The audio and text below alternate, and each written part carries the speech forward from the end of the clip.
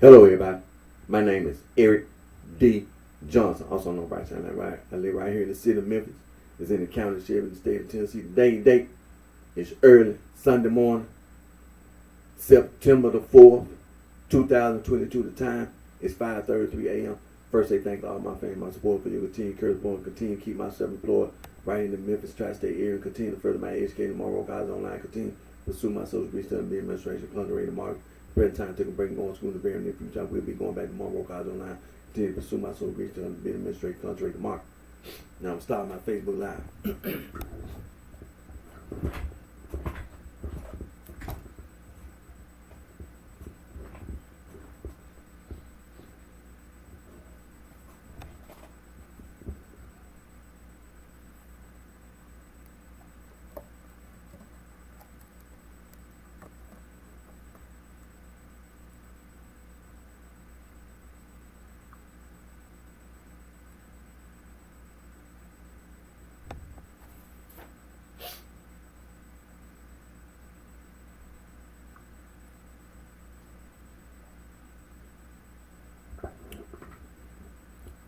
Hello, everybody.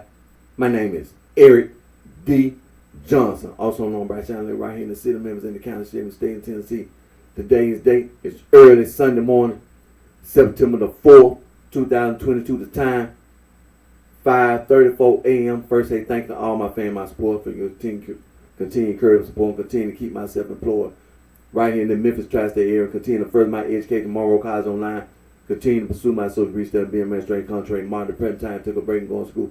In the very near future, I will be going back to Monroe College Online, continue to pursue my social degree study, being administration, contrary, mark. Now, what you see in front of you, anti-gang, anti-Gnostic, anti-hazing. Also, adversus heresies. Translate, what do it mean? It means against heresies. Saint Irenaeus, the Bishop of Lyon, together with Saint Ignatius, the Bishop of Antioch, they wrote a 5-volume book refuting Gnosticism, as well as the Catholic Church had already refuted all those other heresies. And that was in the first century. Also, Saint Athanasius, the Bishop of Alexandria, in the year 367 AD, in his 39th festal letter, Easter letter, banned all non-Christian writing. Them Gnostic theologians and all that Gnostic writing, it was banned. Saint Athanasius, the Bishop of Alexandria, together with all the other bishops in the Catholic Church, they collected all that non-Christian writing and destroyed it. Now,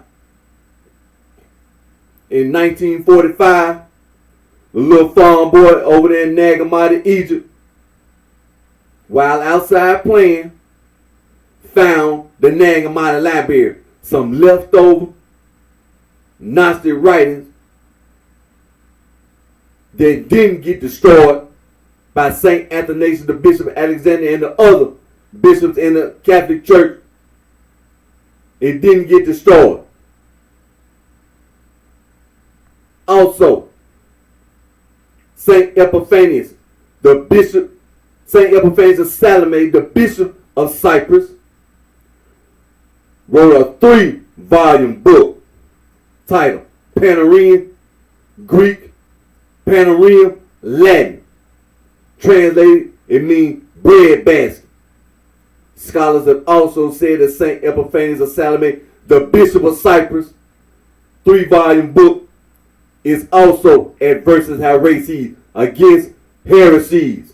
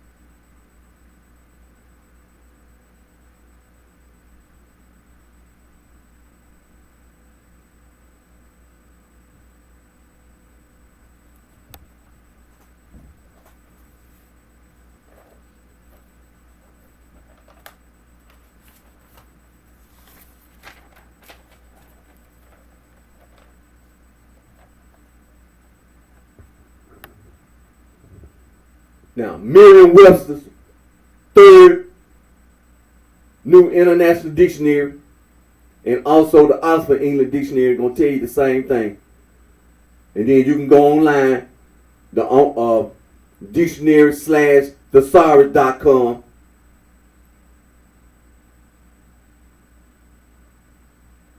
Now, esoteric,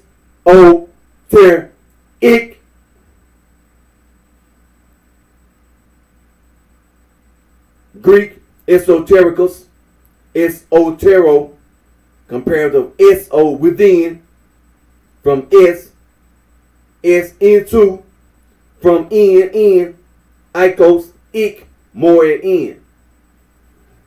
Exoteric,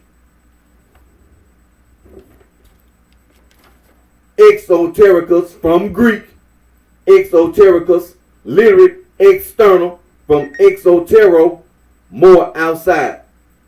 Comparative of exo, outside, plus ikos, ik, more at exo.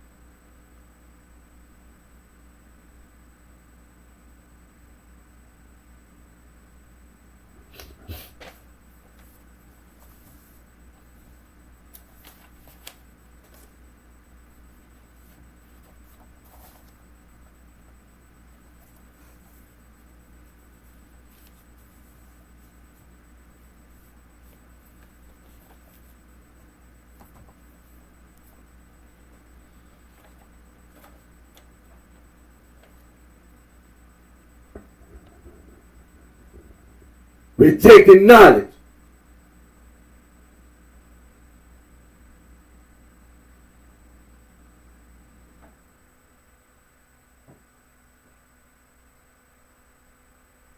Rejecting knowledge.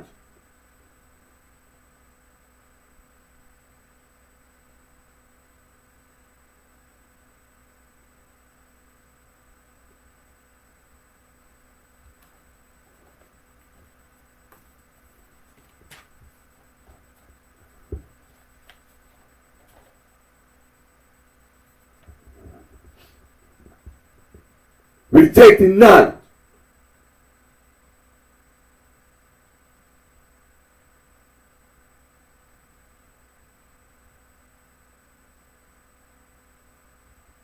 Rejecting knowledge.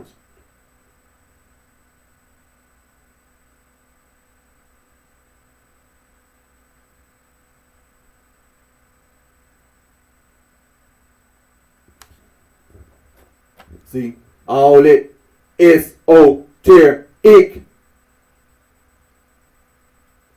and that exoteric and Western esotericus, Western esotericism, and Western mystery tradition. You ain't doing, I'm a lying. You lying.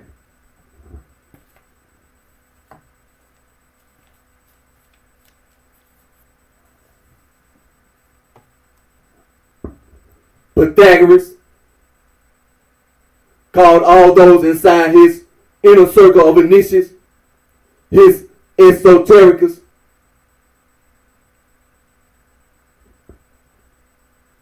Pythagoras called all those outside of his inner circle of initiates his exoterics.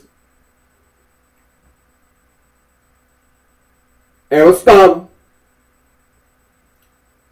called all those his closest confidants his esoterics.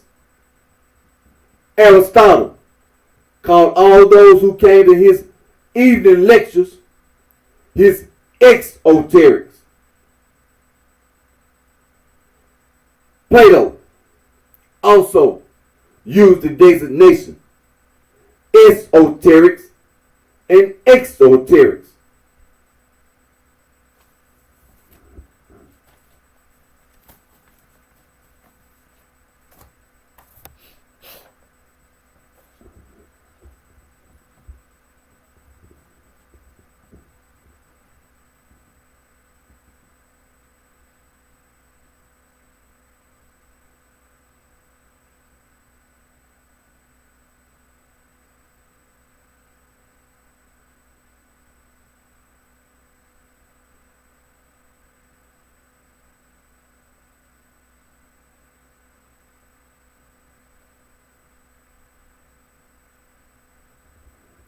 The Almighty Vice Lord, Four Corner Hustle.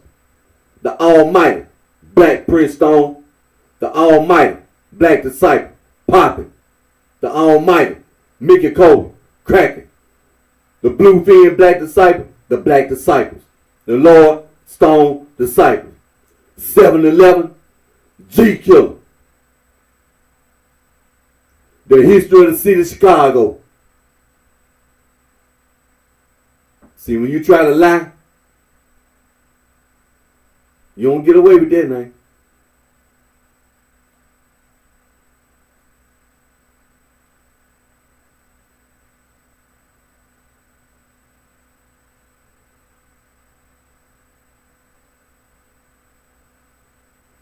You ain't getting away with lying.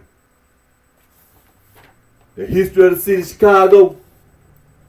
Oh, it's important.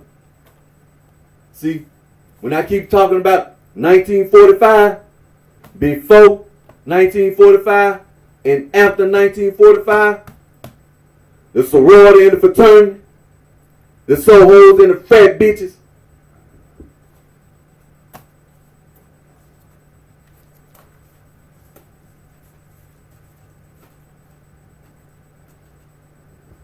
all that esotericism, all that Western esotericism, all that Western mystery tradition, all that exotericism. See, before the 1945 discovery of the Nagama Library, it's a lot of stuff that happened. Man, we can go into world history. You know and I know. It's a lot of world history before the 1945 discovery of the Nagama Library. We can talk about the East African slave trade, the West African slave trade or transatlantic slave trade. We can go even before that. We can talk about the Catholic Church. We can go beyond that. We can go even further than that. We can talk about the children of Israel. We can talk about the Jews. Matter of fact, we can go before that. We can go before Father Abraham. As it mentions in the Holy Bible, who his father and mother was. We can go all the way back to Adam and Eve before the 1945 discovery of the Nagama Library. All that esoteric, exoteric.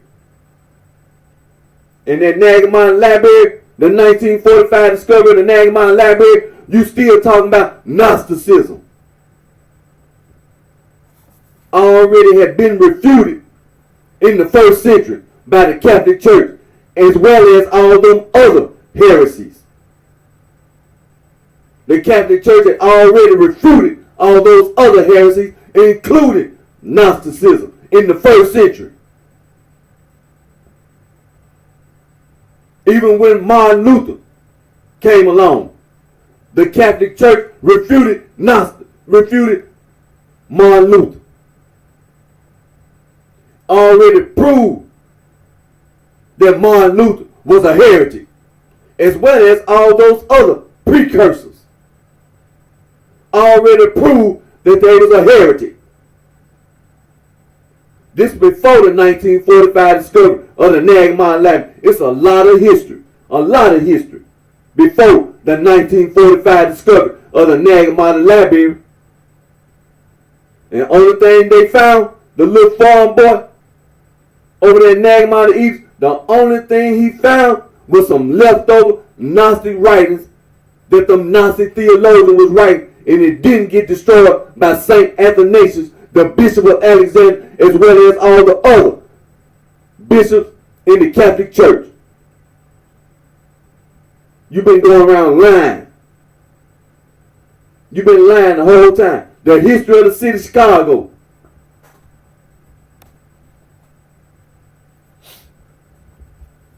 See, it's very serious. See, you trying to make it sound like you got away. See, we can talk about all the white people. You know what I'm talking about? You can talk about all the white people, just like I just got through talking about the East African slave trade, the West African slave trade, or transatlantic slave trade. We can talk about what they call it, the Enlightenment.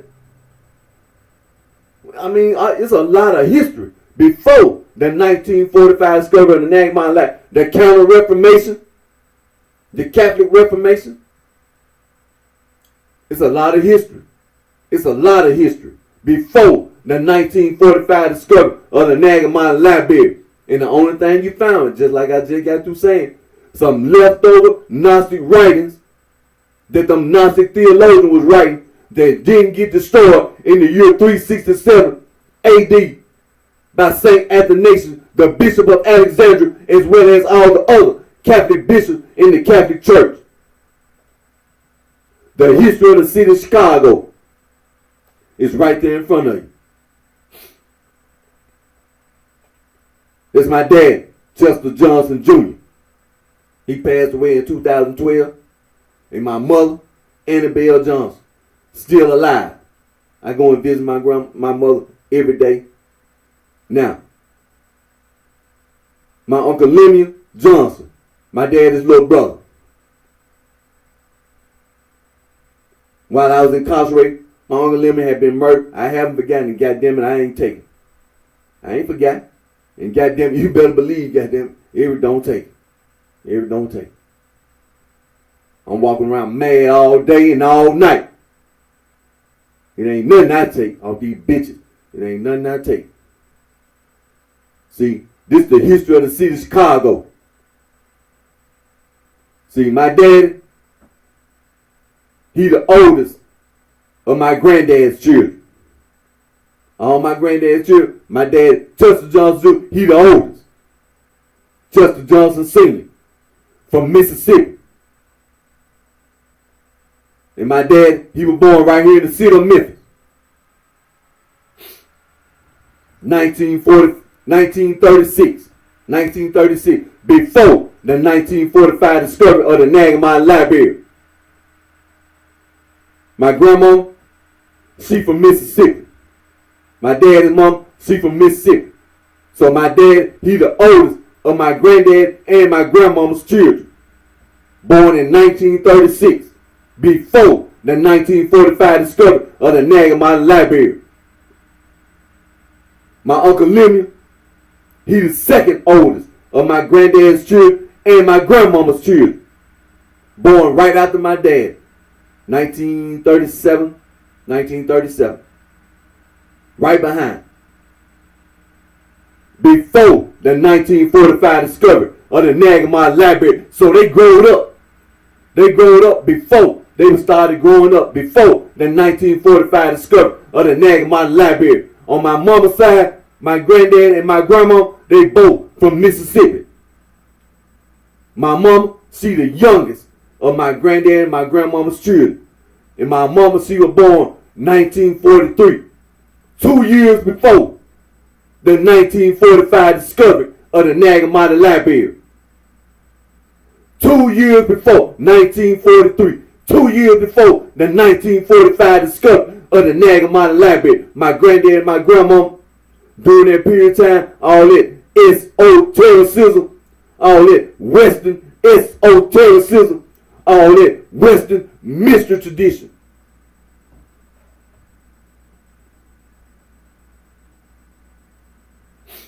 Because all my mama's brothers and sisters, they had already been born. My mama, she was the last one, born 1943. All my aunts and uncles. My mama, she was the last child. My grandmama and granddad's children. My grandmama and granddad, like I just said, they were from Mississippi and were living out in North Memphis in the Klondike area. Every day after church, go and visit grandmama and granddad because they went to the same church. Went to Klondike Church of Christ. Went to the same church. And every Sunday, me and my brother visit grandmama and granddad after church.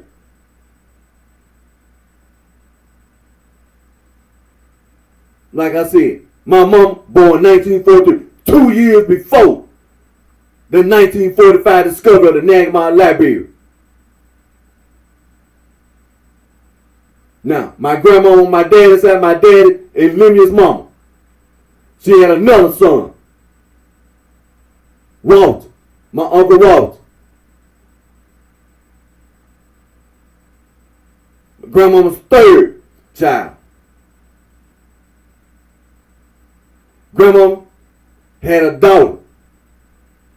My Aunt Virgin May, Grandmama had a son. My Uncle James Demo. And see, Grandmama was living in Chicago, was living in the city of Chicago, all the way up until the day she passed away. My Uncle Walter, born right here in the city of Memphis, passed away, was living in the city of Chicago. My Uncle Walter was living in the city of Chicago up until the day he passed away. That was the last time I've been to Chicago. On Virgin May, same thing. Was living in the city of Chicago up until the day she passed away.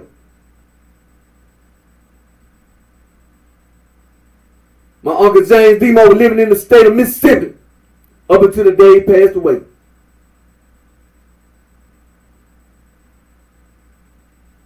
Grandmama's last child, my Uncle Burley Jr., living in the city of Chicago till the day he passed away. The history of the city of Chicago is right there in front of you. Man, you don't get away with lying.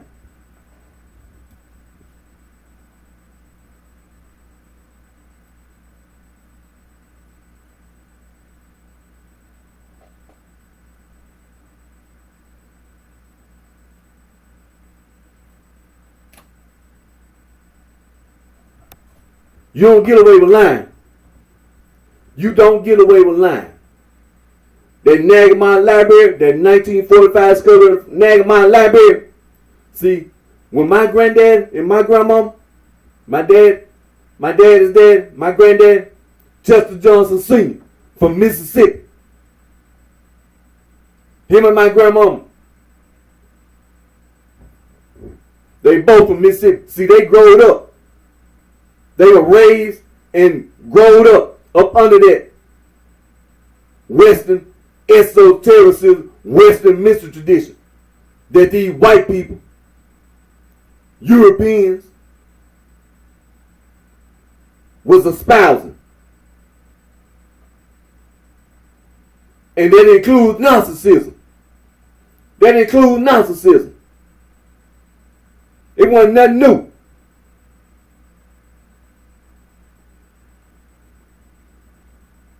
And my mama's mama, on my mama's side, my granddad and grandma, from the state of Mississippi. And see, my granddad, on my dad, Chester Johnson Sr., left Memphis, was living in the state of Michigan, in the city of Detroit, Michigan. In Detroit, Michigan, up until the day he passed away. See, you don't get away with lying. You don't get away with lying. You ain't gonna never get away with lying.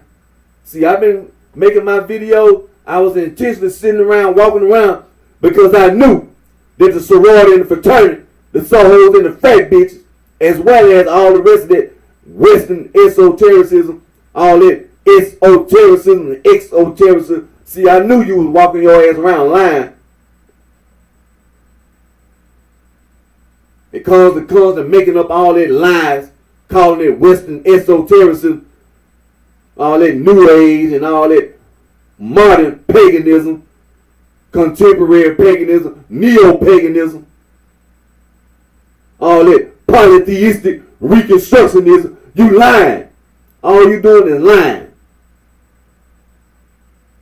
That's all you doing is lying. No such thing. No such thing. You can walk your ass around and get naked. You can get partially naked. You ain't doing nothing but lying.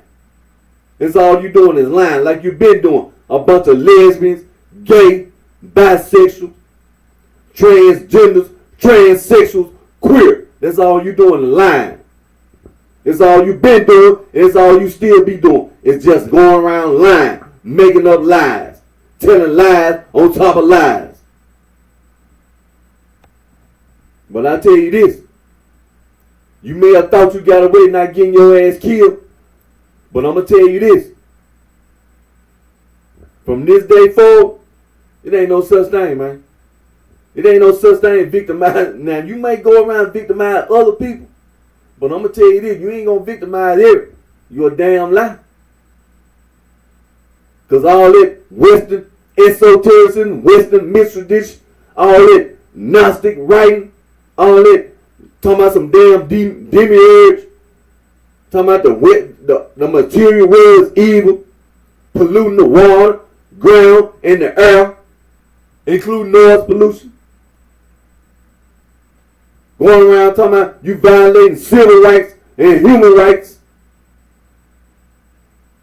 trying to destroy the North Pole and the South Pole, trying to destroy nature, wildlife, and the environment. Well, I'm going to say this. All that lying you be doing,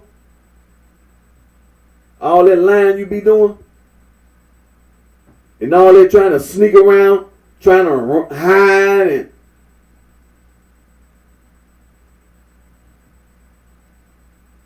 I'm telling you like this.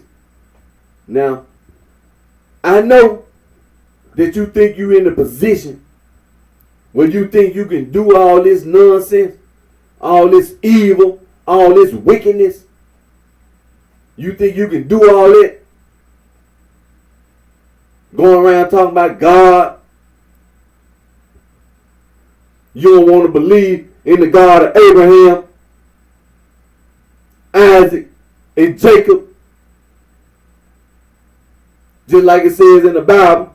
It's some people that's in the Bible, then there's a lot of people that's not mentioned in the Bible.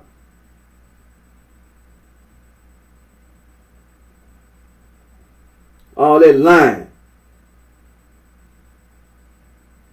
Well, from this day forward, don't walk your ass around and think and thought you could get away. Don't walk your ass around and thought you could get away. Because I'm going to say this. This is what I'm going to say. Now, it ain't no such thing as all that junk you be making up, all them lies you making up. The Catholic Church, the one and only church, the Catholic Church, the Roman Catholic Church, the Eastern Orthodox Catholic Church, the Oriental Orthodox Catholic Church, and for your information, Oriental, it means Eastern. It's only one church. Only one. Only one. You're a Catholic. You're a Christian. You're a Christian. You're a Catholic. The bishop and the deacon, they not stupid and they not ignorant. The bishop and the deacon, they not stupid. And I'm going to say this. The bishop and the deacon, they not ignorant. That's what you is. You stupid and you ignorant. I see it every day. Ain't no damn well no way you can sit there and watch my video and see all these damn what they call black/African Americans who was denied education.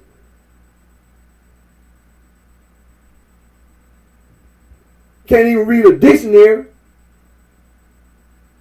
Hell, you ignorant. And you stupid.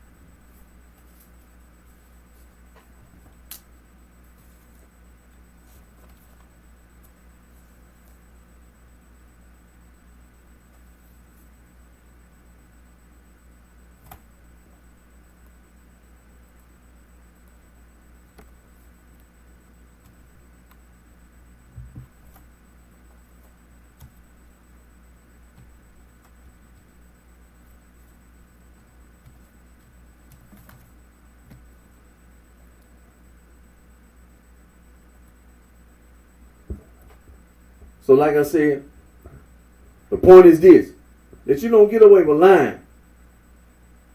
You don't get away with lying. See, I had to put it in a proper perspective. When you talk about the history of the city of Chicago, just like you talk about world history, like I said, it's a lot of history before 1945, discovery of the Nagamon Library, and the only thing the Nagamon Library is some leftover Gnostic writings that didn't get destroyed in 367 AD by Saint Athanasius, the Bishop of Alexandria, as well as all the other bishops in the Catholic Church. So when it comes to Gnosticism, that ain't nothing new. The Catholic Church had already refuted Gnosticism as well as all them other heresies in the first century. And then what? Arianism in the 3rd century. By that time, Constantine had became a Catholic himself. Behind all that persecution,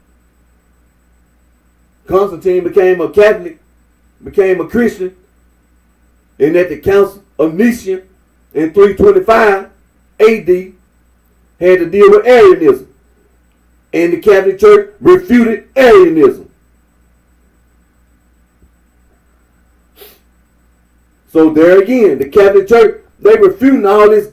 No matter what you try to make up, no matter what it is, the Catholic Church, the bishop and the deacon, they're not ignorant.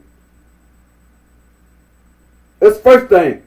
The bishop and the deacon and the Catholic, they're not ignorant and they're not stupid.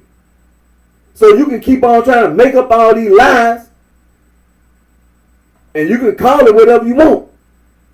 You lying. You lying. So when it comes to the history of the city of Chicago, basically, you've been lying.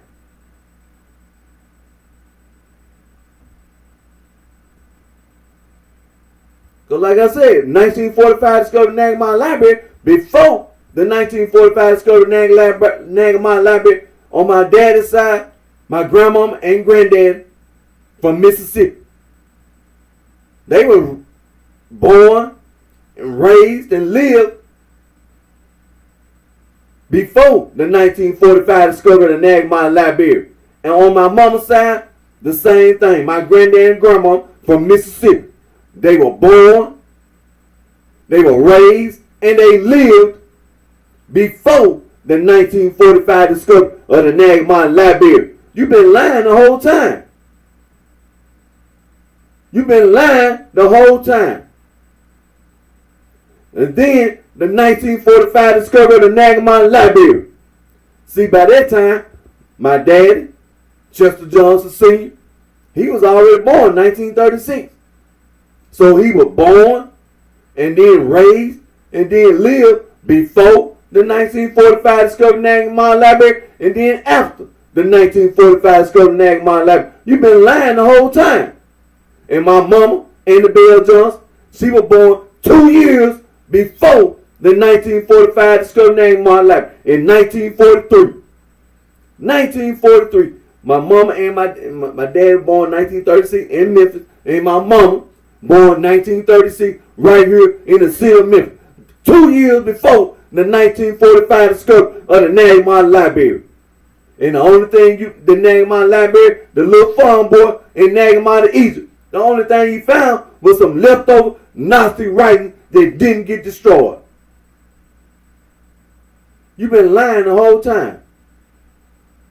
And I'm going to tell you this. I'm not cool with you. I'm not friends. I'm telling you. I'm walking around mad all day. I wake up in the morning mad. Go to bed at night mad. I'm mad. See, the history of the city of Chicago. My granddad and my grandma. See, all the people that live in the city of Chicago, just like my granddad and my grandma. See, it's a lot of people. Left the South, left Louisiana, left Alabama, left Arkansas, left Mississippi, left Tennessee, left Texas, Oklahoma, left Missouri, left Kentucky, and went to the state of Illinois, to the city of Chicago, as well as to other states surrounding the state of Illinois. For example, the Soul Stirrers, R.H. Harris, they are J.J. Farley, S.R. Crane. They were from Texas. This early 1900s, the early 1900s, before the 1945 discovery of the Nagamon Library. They went to Chicago. They left Texas and went to Chicago, just like a lot of other people from the South. And went to Chicago.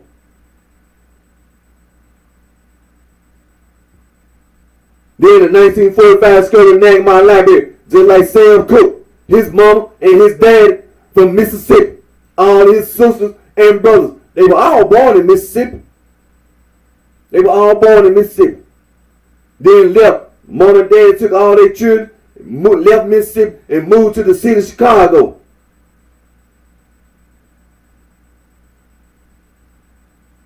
Sam and all his sisters and brothers living in the city of Chicago.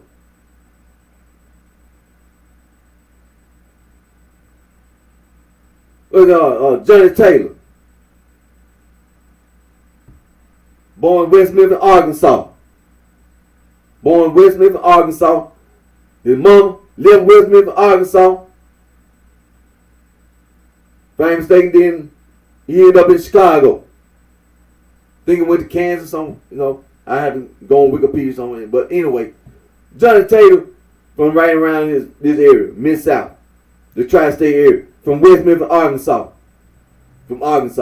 Left Arkansas, ended up in Chicago. Next thing you know, he ended up singing with the Soul Stirrers.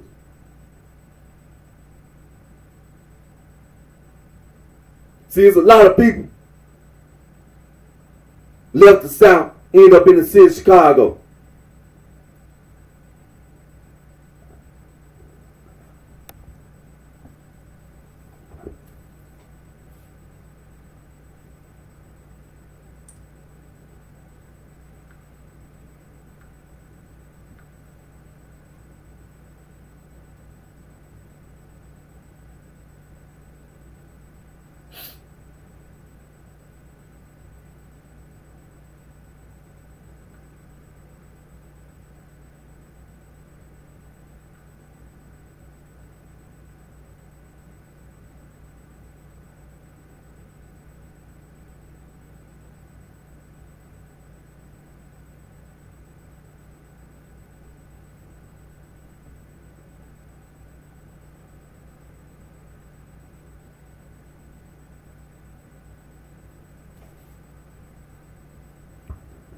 Now this is one of many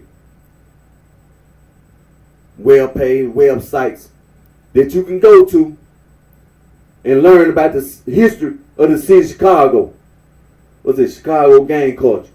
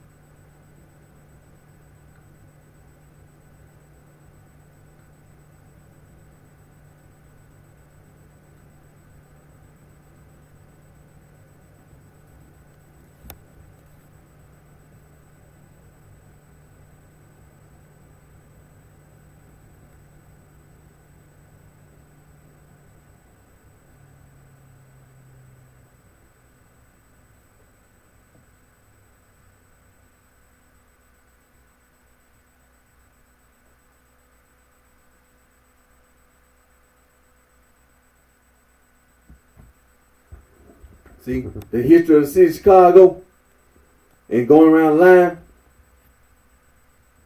about the Nagamine Library.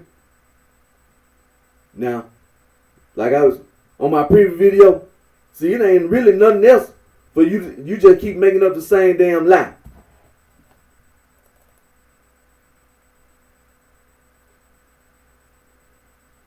That's all you've been doing. You just been lying the whole time. That's all you do is lie.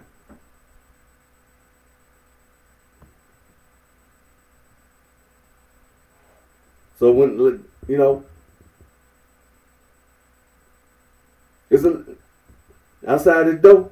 Like I said on my previous video, I already know. Law enforcement, I already know that. Got a job. First of all, I got a job. I already know that white people, you got a job. You know, you got a job.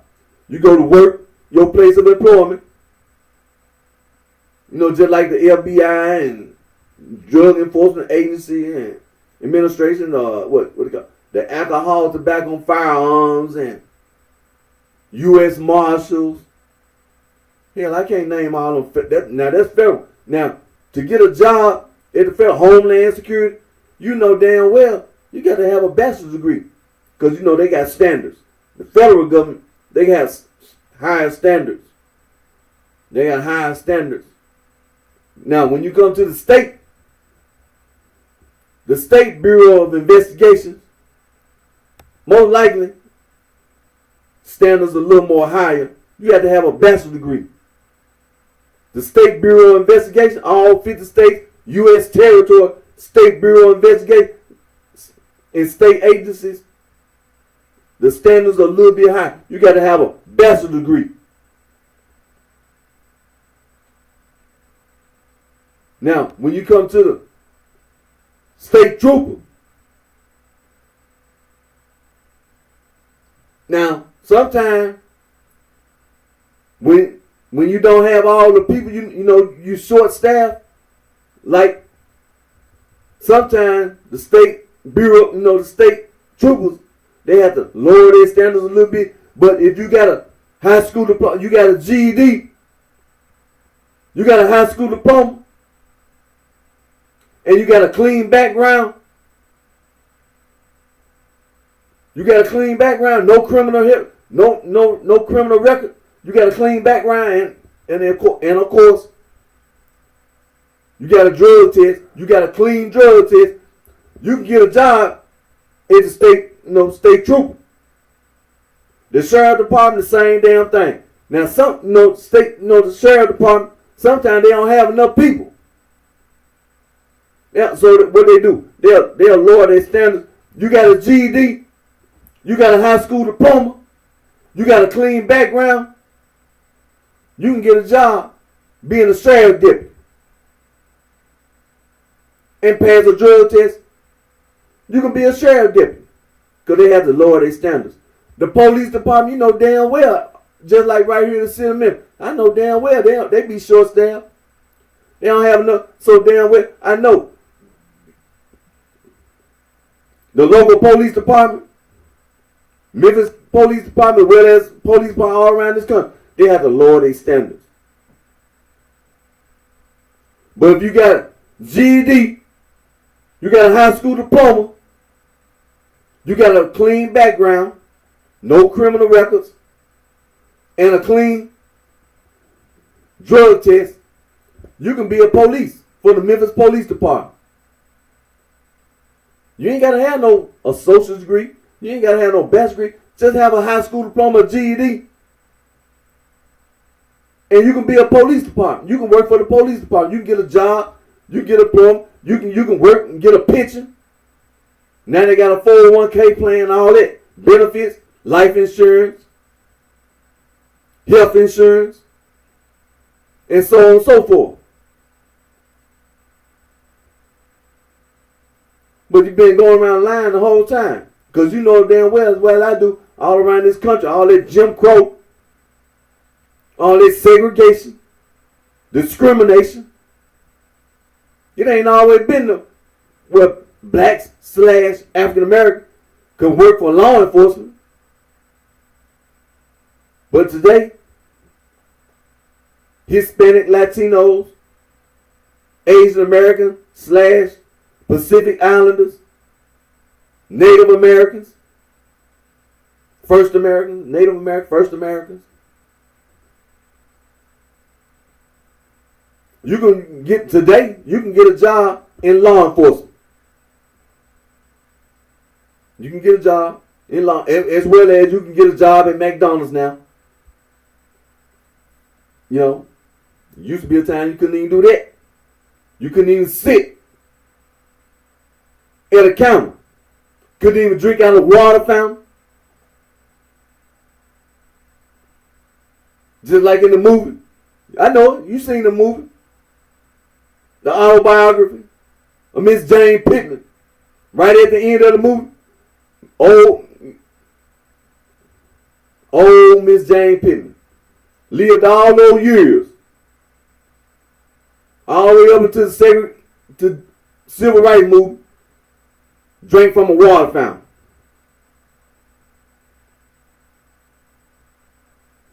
See? This is a hit. So when it comes to the history of the city of Chicago, segregation, Jim Crow. That was nationwide, Jim Crow. And segregation, same thing.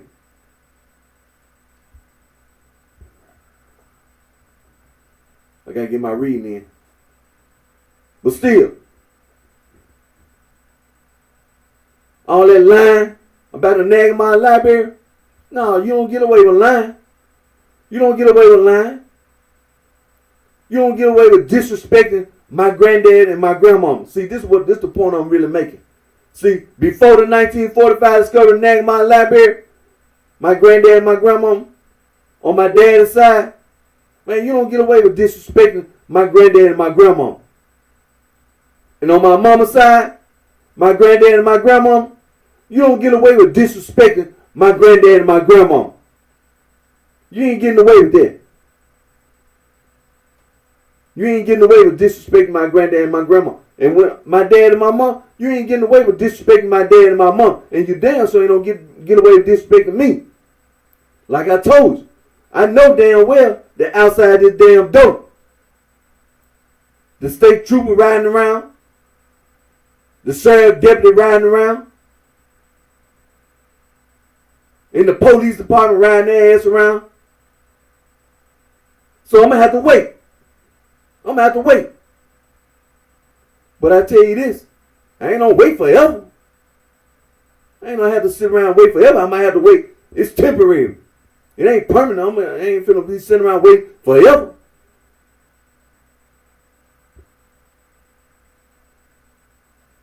It's just, you gotta wait just a little bit. Leave my video sitting there. You goddamn right. You better pay attention. You ain't getting away with lying.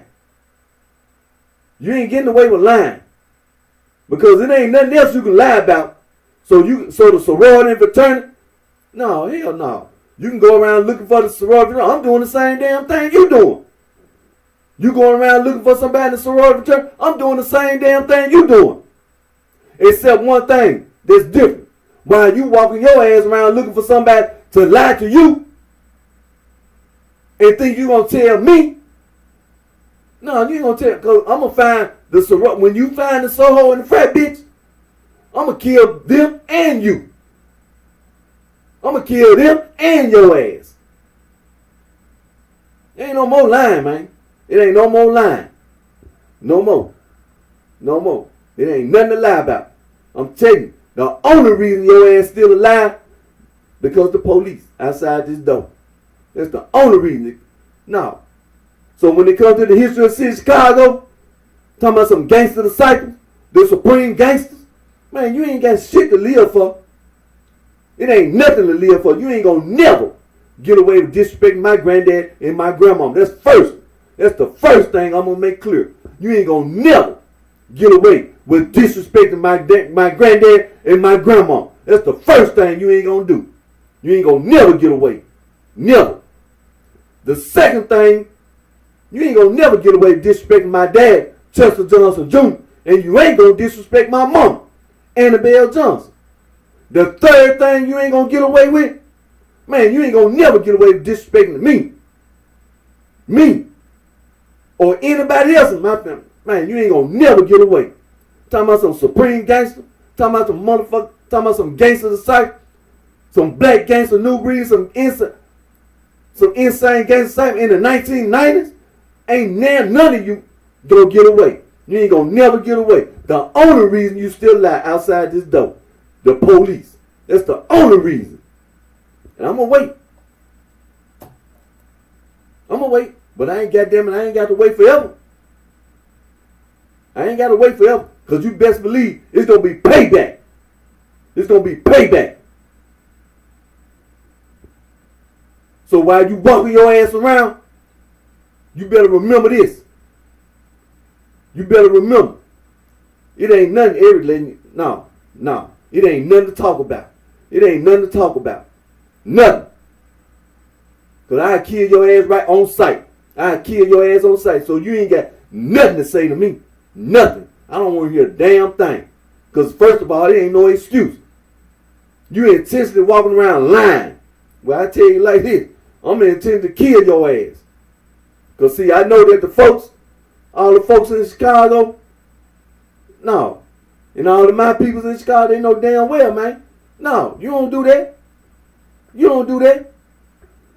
It ain't no such thing, no folks versus my people. There ain't no such thing, no my people versus folks. I'm telling you, there ain't no such thing as lying.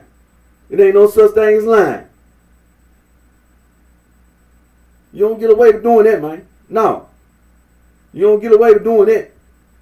So you can sit around and thought you got away. Just like out there in Los Angeles, California, all that lying you've been doing.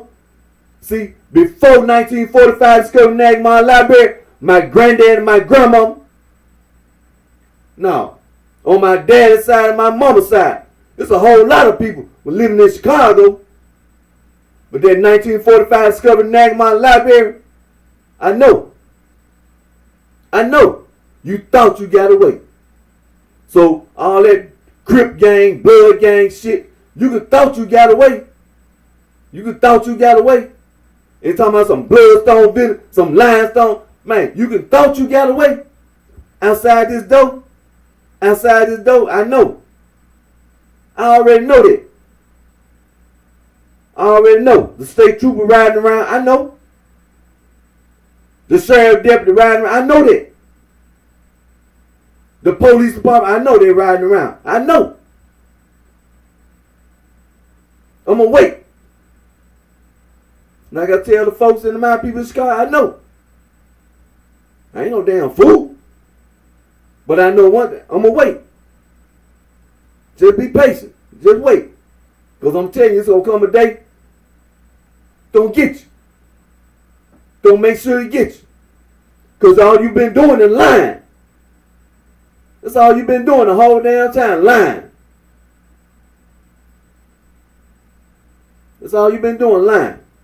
I know all the folks going to say the same thing. And I know all of my people gonna say the same goddamn thing. All you been doing is lying. Ain't no such thing, no nagging my life, no damn narcissism.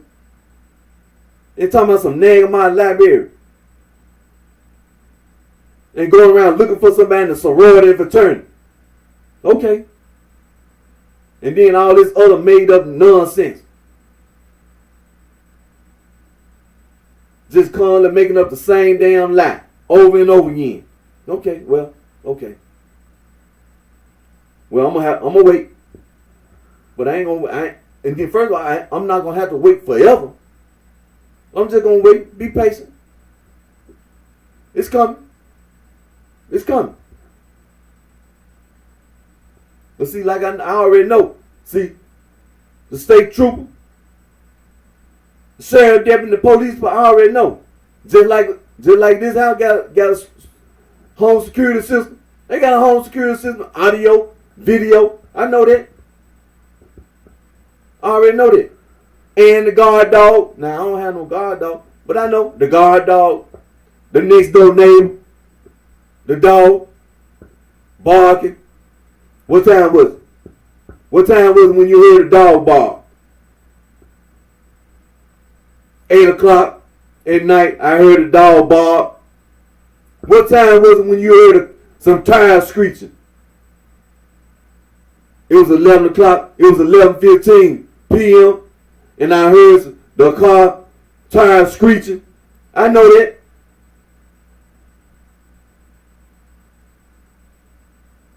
I already know that.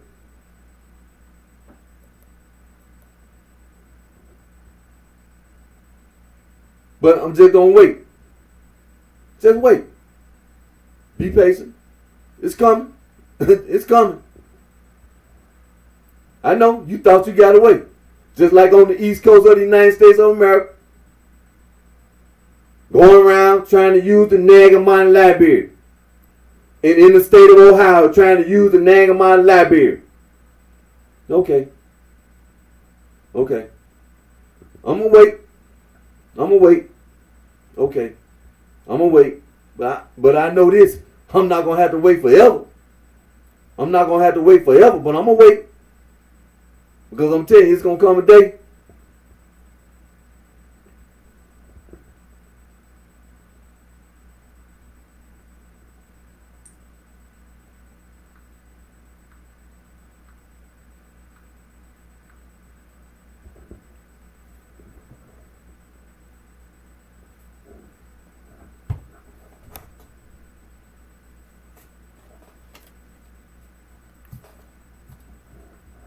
See, it's serious.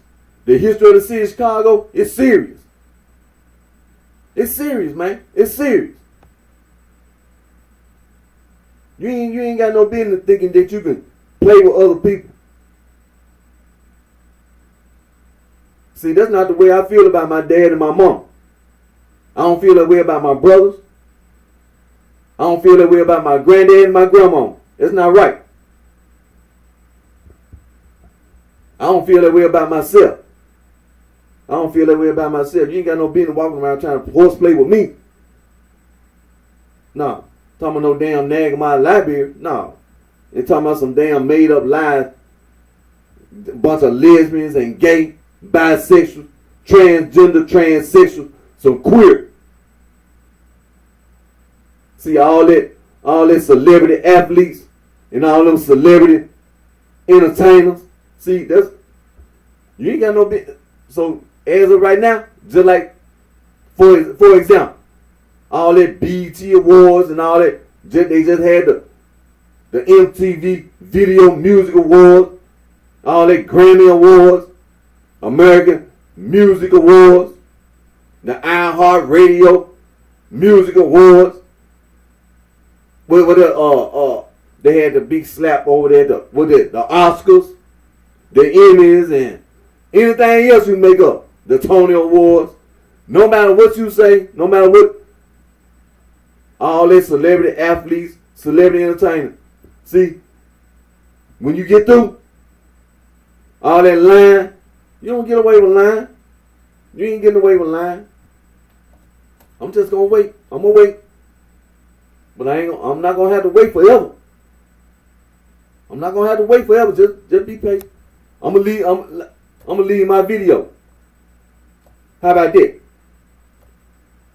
I'm gonna leave my video.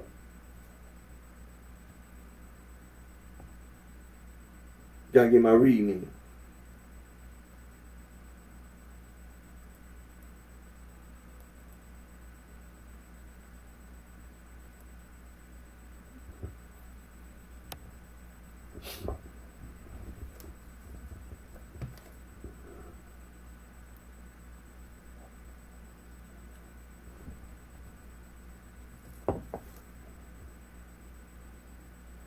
Now, like I said, I gotta get my reading in. And this weekend, it's a Labor Day weekend. I ain't had to work this weekend, so today's Sunday, tomorrow, Monday, here in the United States of America. Tomorrow Labor Day, which is considered to be the last holiday of the summer. September what's tomorrow? The 5th. It's usually the first Monday of September, so irregardless of the date, the number. But usually the first Monday of September. And so it'll be Labor Day tomorrow. And I'm fortunate enough to have a day off. So I'm Still gonna wish everyone have a safe and happy Labor Day. After I do my reading, I gotta give me a newspaper. And you know what? While I've been watching. Just so happened I had the TV on,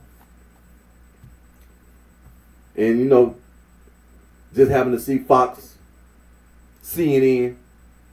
They still talking about Donald Trump. I'm talking about it's like early in the morning. It's like, cause see, it's just now 6:30 some a.m. in the morning. They still talking about Donald Trump early in the morning. And I'm quite certain other people, they just happen to see Fox or CNN. It's almost like 24 hours a day.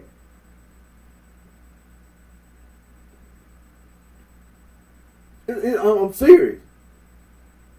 It's just like, it's almost like it's 24 hours a day talking about Donald Trump.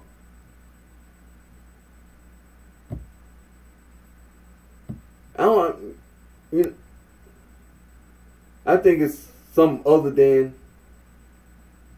things that people can do with their time, I mean, if you had a lot of money, it's been a lot of natural disasters.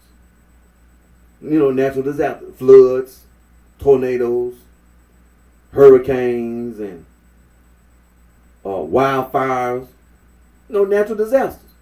Things that, Mother Nature, And, a lot of people be in need. If I was going to, you want to be in the news, wouldn't you think,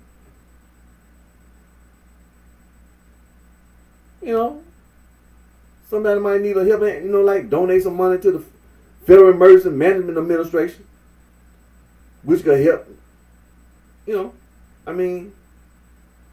but people be in the news for the wrong reason.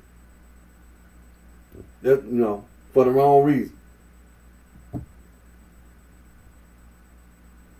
But BibleStudyTools.com, they have all the available versions of the Holy Bible. And they also have those study tools, study guides, and also BibleGateway.com. They have all the available versions of the Holy Bible, and they also have those study guides, study tools. And I usually go to BibleGateway.com. Then I usually go to, you have to scroll down to the English. Let me go to Bible Gateway.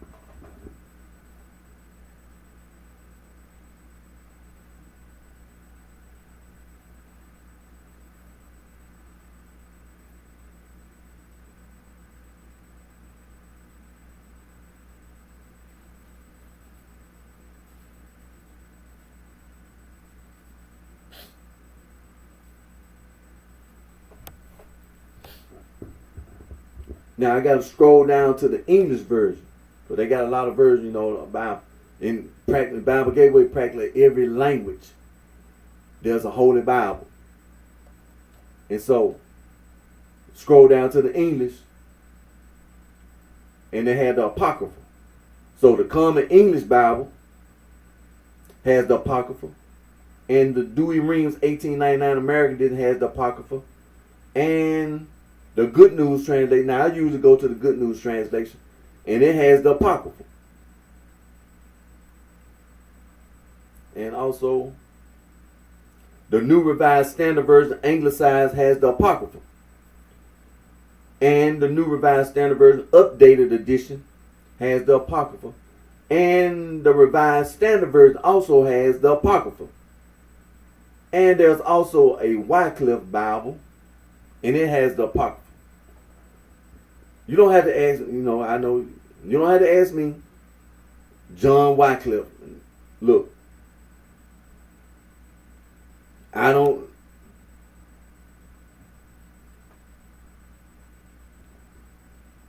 the world does not need a Wycliffe Bible.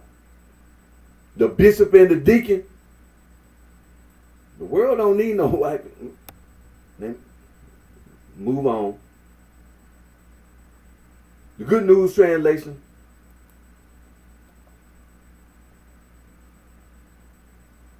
Now, Sirach. The wisdom of Sirach. Sirach. Last time I did my reading, I read chapter 25, verses 1 through 26. The wisdom of Sirach.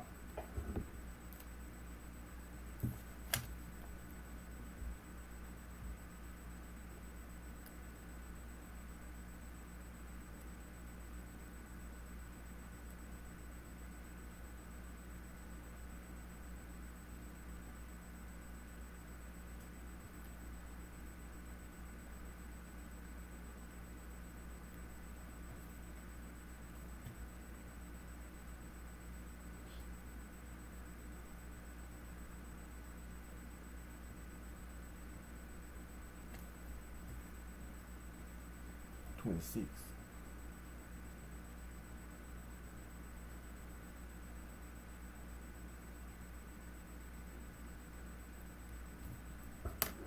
So I'm going to read chapter 26. So let me click over there. Okay, chapter 26, verses 1 through 29. Yeah, verses 1 through 29.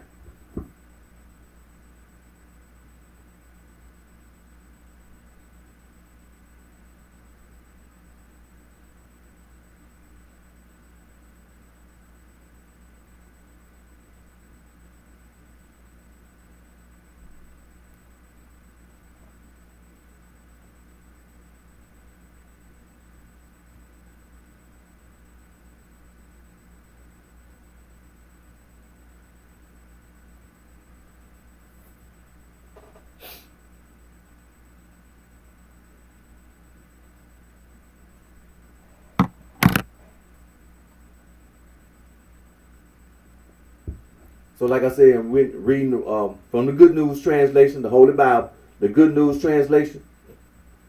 And I'm reading chapter 26 and verses 1 through 29. Now, verses 1 through 18 first. And it reads, the husband of a good wife is a fortunate man. He will live twice as long because of her. A fine wife is a joy to her husband, and he can live out his years in peace. A good wife is among the precious blessings given to those who fear the Lord. Whether such men are rich or poor, they will be happy and always look cheerful. There are 4 things that scare me. Vicious rumors spread around town, a gathering mob, false accusations. These are all worse than death. But a woman jealous of another woman causes heartache and grief. Her tongue lashes out at everyone. A bad wife is like a yoke that doesn't fit. Trying to control her is like holding a scorpion. A drunken woman is an infuriating sight. She can't conceal her shameless behavior. You can tell an unfaithful wife by the bold and flirting look in her eyes. If your daughter is determined to have her own way, keep a close watch on her. If you don't, she'll take advantage of any chance she gets. If she is too self-willed, be on guard. And don't be surprised if she disappoints you. She'll spread her legs anywhere for any man who wants her, just as a thirsty traveler will drink whatever water is available. A gracious wife is her husband's delight. Her abilities make him a stronger man. A wife who doesn't talk too much is a gift from the Lord. Such restraint is admirable beyond words. A modest wife has endless charm. It is a quality too precious to measure. The beauty of a good wife in her well-kept home is like the noonday sun shining in the Lord's sky. Her beautiful face and attractive figure are as lovely as the light from the sacred lampstand in the temple. And like its gold shaft set on its silver base are her shapely legs and strong ankles. Now verses 28 and 29. In its title, Sad Observations. There are two things that make me sad, and a third that makes me angry. A soldier who has become poor, intelligent people who are not respected, and a righteous person who turns to evil. The Lord will punish such a person with death. A merchant can hardly avoid doing wrong. Every salesman is guilty of sin. Now I just read Sirach, chapter 26, verses 1 through 29.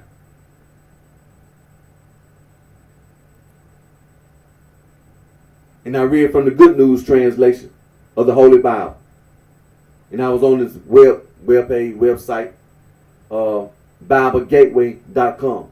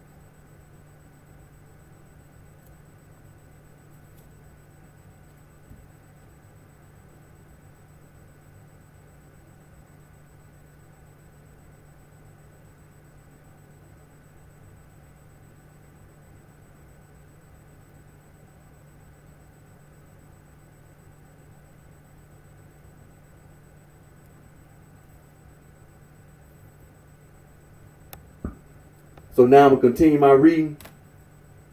And I'm going to read at verses I race these. Now I'm going to go to this website,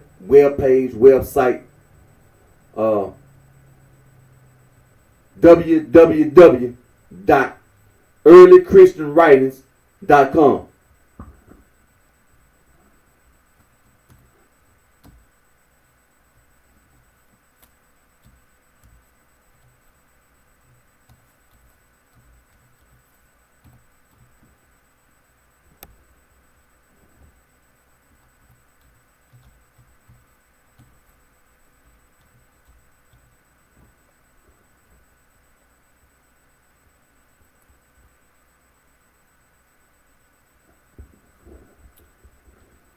Now, when you go to that webpage website, you'll see earlychristianwriting.com. Then you'll see the chronological order.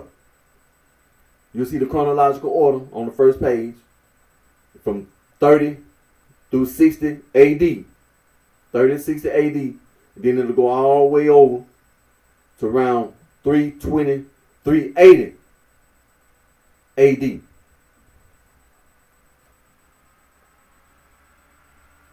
So, and at the top, you'll see the browse by range of data or by category. You see New Testament, Apocrypha, Gnostics, Church Fathers, and other. Click Church Fathers, and you'll see some of the writings and whatever, the apologists, Church Fathers and apologists. And so scroll until you see Church Fathers, Irenaeus of Lyons. You'll see all 5 books. Adverse Heresies Against Heresies, book 1, 2, 3, 4, and 5. Click book 1. Now last time I read chapter 25, verses 1, 2, and 3. So let me scroll.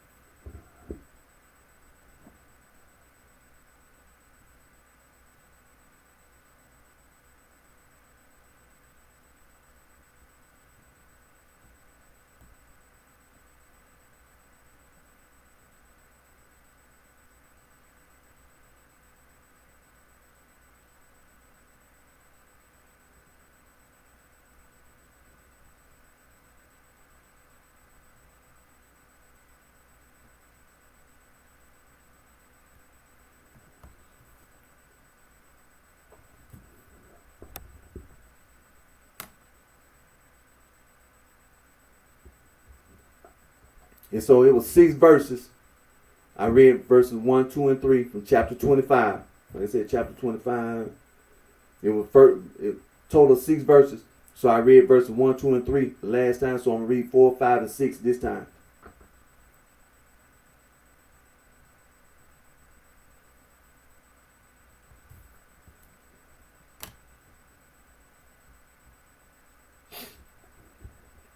And so, like I said, chapter 25 in this title, Doctrines of Carpocrates.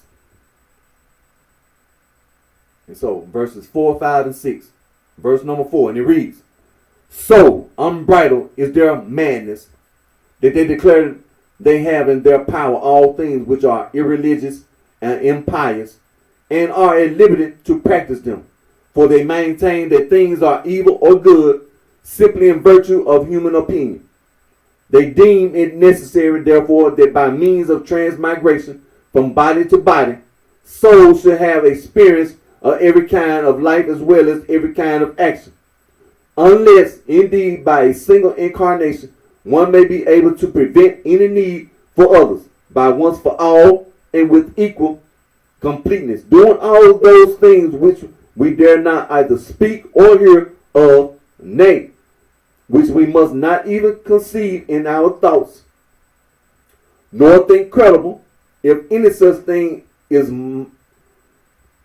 mooted among those persons who are our fellow citizens, in order that, as their writings express it, their souls, having made trial of every kind of life, may, at their departure, not be wanting in any particular. It is necessary to insist upon this, lest, on account of some one thing being still wanting to their deliverance, they should be compelled once more to become incarnate. They affirm that for this reason Jesus spoke the following parable. Whilst thou art with thine adversary in the way, give all diligence that thou mayest be delivered from him, lest he give thee up to the judge, and the judge surrender thee to the officer, and he cast thee into prison. Verily I say unto thee, thou shalt not go once thence until thou pay the very last farthing. They also declare the adversary is one of those angels who are in the world, whom they call the devil, maintaining that he was formed for this purpose, that he might lead those souls which have perished from the world to the supreme ruler. They describe him also as being chief among the makers of the world, and maintain that he delivers such souls as have been mentioned to another angel who ministers to him, that he may shut them up in other bodies, for they declare that the body is the prison. Again, they interpret these expressions. Thou shalt not go out thence until thou pay the very last farthing. As meaning that no one can escape from the power of those angels who made the world, but that he must pass from body to body until he has experience of every kind of action which can be practiced in this world. And when nothing is longer wanting to him, then his liberated soul should soar upwards to their God who is above the angels. The makers of the world in this way, also all souls are saved, whether their own which, guarding against all delay, participate in all sorts of actions during one incarnation, or those again who by passing from body to body are set free.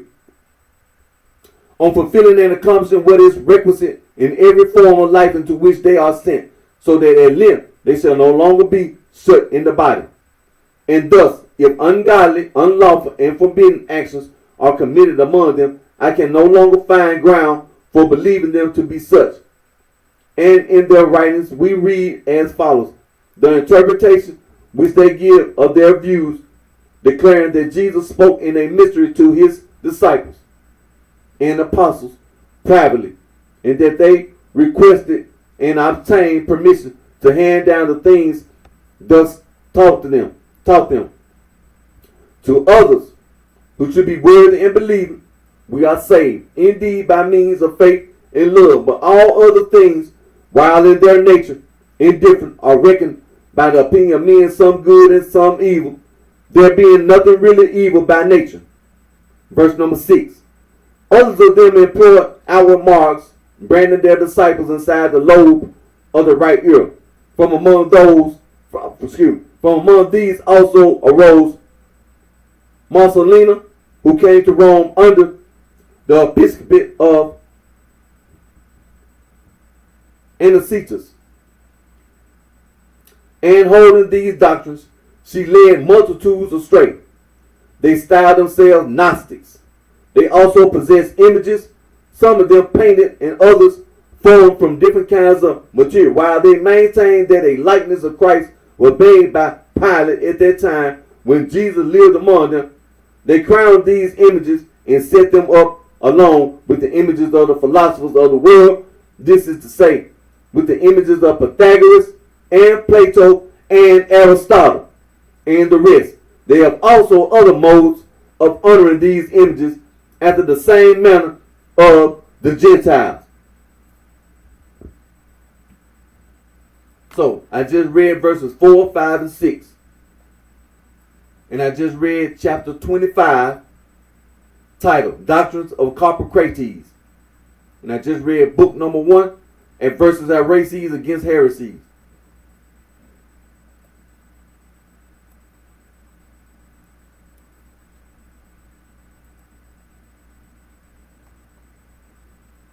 Book number 2 at verses Heresy against heresy. Last time I read chapter 28, verses 4, 5, and 6. So let me go down.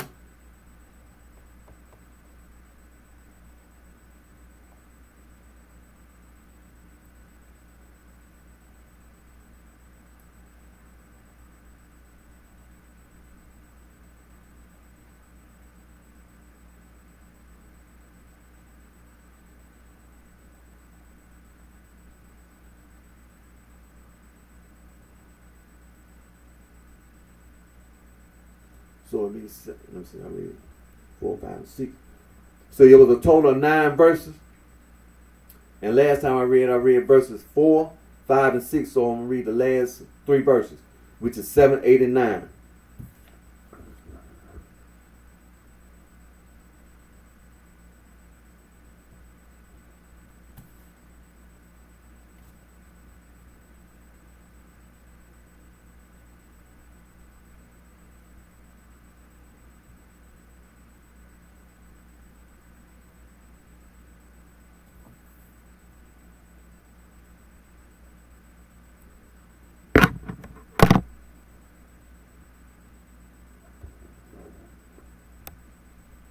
Now, chapter 28 is titled, Perfect Knowledge Cannot Be Attained in the Present Life. Many questions must be submissively left in the hands of God. And so again, reading last three verses, 7, 8, and 9. Now, verse number 7, it reads, "But we should not be wrong if we affirm the same thing also concerning the substance of matter, that God produced it. For we have learned from the scriptures that God holds the supremacy over all things. But whence or in what way he produced it, neither has scripture anywhere declared, nor does it become us to conjecture, so as in accordance with our own opinions, to form endless conjectures concerning God. But we shall leave such knowledge in the hands of God himself. In like manner also we must leave the cause why. While all things were made by God, certain of his creatures sinned and revolted from a state of submission to God, and others, indeed the great majority, persevered and do still persevere in willing subjection to him who formed them. And also what nature those are who sin, and what nature those who persevere. We must, I say, leave the cause of these things to God and his word, to whom alone he said, sit at my right hand until I make thine enemies thy footstool.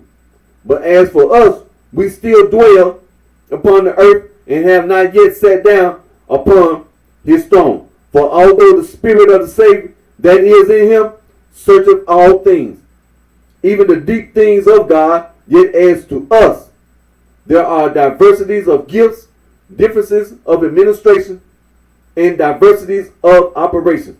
And we, while upon the earth, as Paul also declared, know in part and prophesy in part. Since therefore we know but in part, we ought to leave all sorts of difficult questions in the hands of him who in some measure, and that only, bestows grace on us, that eternal fire, for instance, is prepared for sinners. Both the Lord has plainly declared, and the rest of the scriptures demonstrate, and that God foreknew that this would happen. The scripture do in like manner demonstrates, since he prepared eternal fire from the beginning for those who were afterwards to transgress his commandment. But the cause itself or the nature of such transgressors neither has any scripture informed us, nor has an apostle told us, nor has the Lord taught us.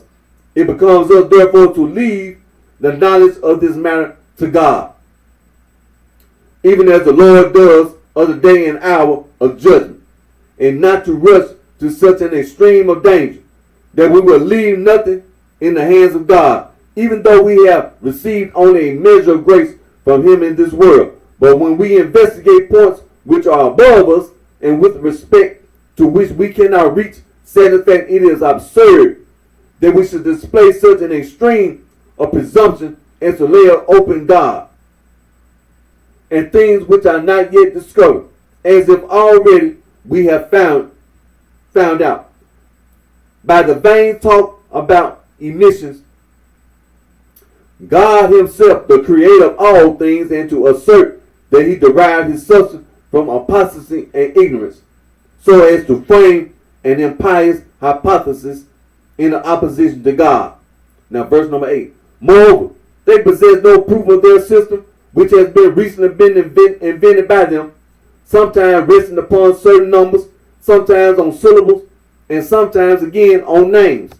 And there are occasions too when, by means of those letters which are contained in letters, by parables not properly interpreted, or by certain baseless conjectures, they strive to establish that fabulous account which they have devised. For if anyone should inquire the reason why the Father, who has fellowship with the Son in all things, has been declared by the Lord alone to know the hour and the day of judgment, he will find at present no more suitable or becoming or safe reason than this, since indeed the Lord is the only true master, that we may learn through him that the Father is above all things. For the Father, says he, is greater than I.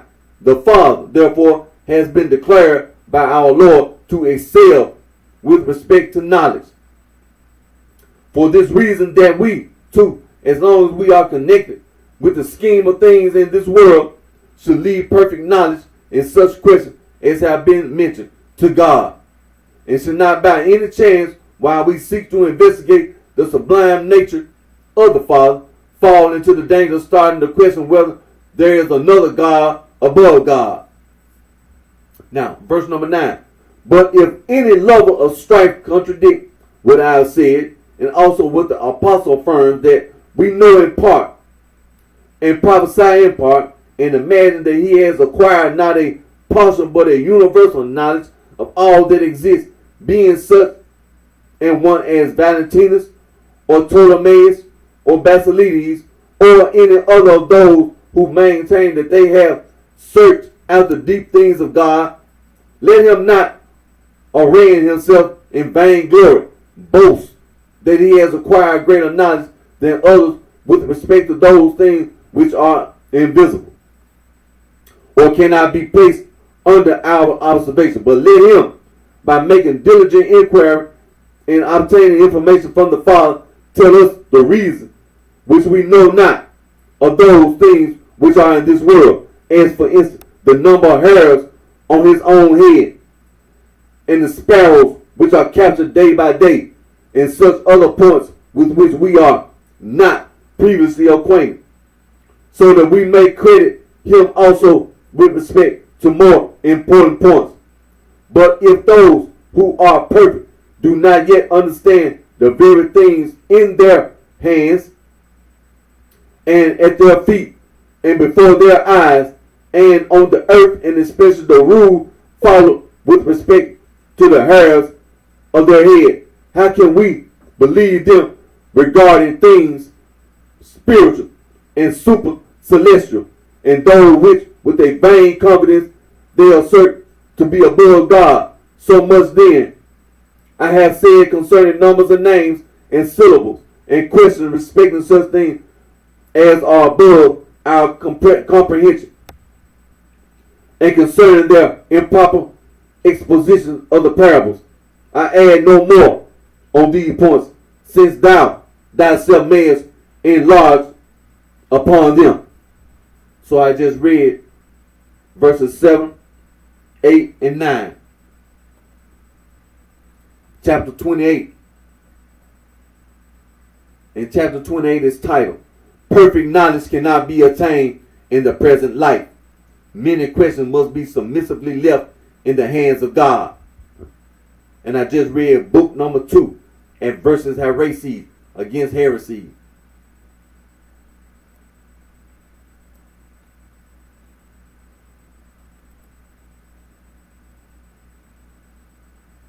And so now I'm going to click book number 3 at verses heresies against heresies. Now last time I read book number 3. Oh, okay. Book number 3, I read chapter 25, verses 1, 2, 3, 4, 5, 6, and 7. If I ain't mistaken, they're finished.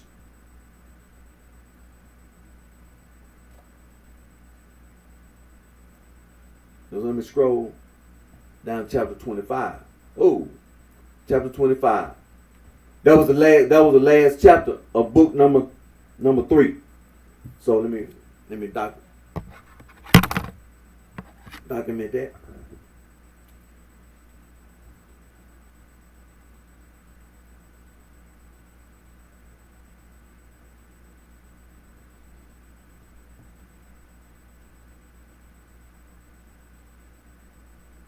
All right.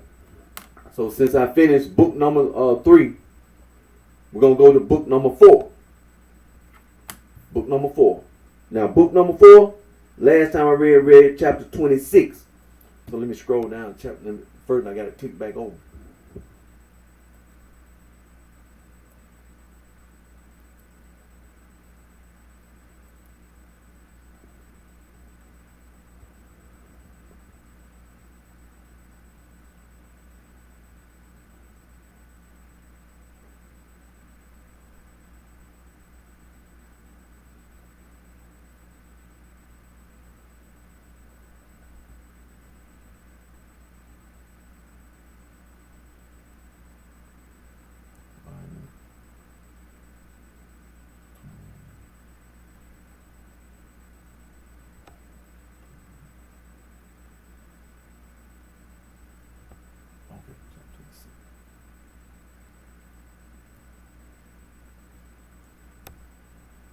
Okay, chapter 26.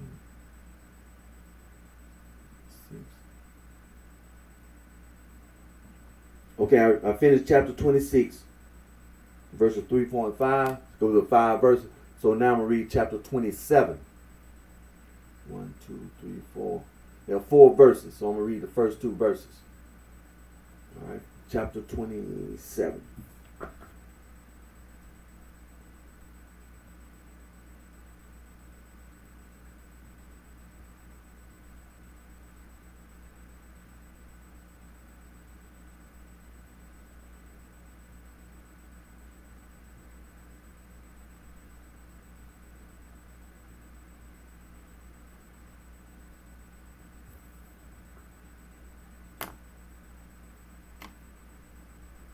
Now, chapter 27.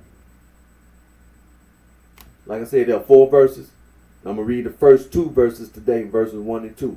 Now, chapter 27 is titled, The Sins of the Men of Old Time, which incurred the displeasure of God, were by his providence committed to writing, that we might derive instruction thereby, and not be filled with pride.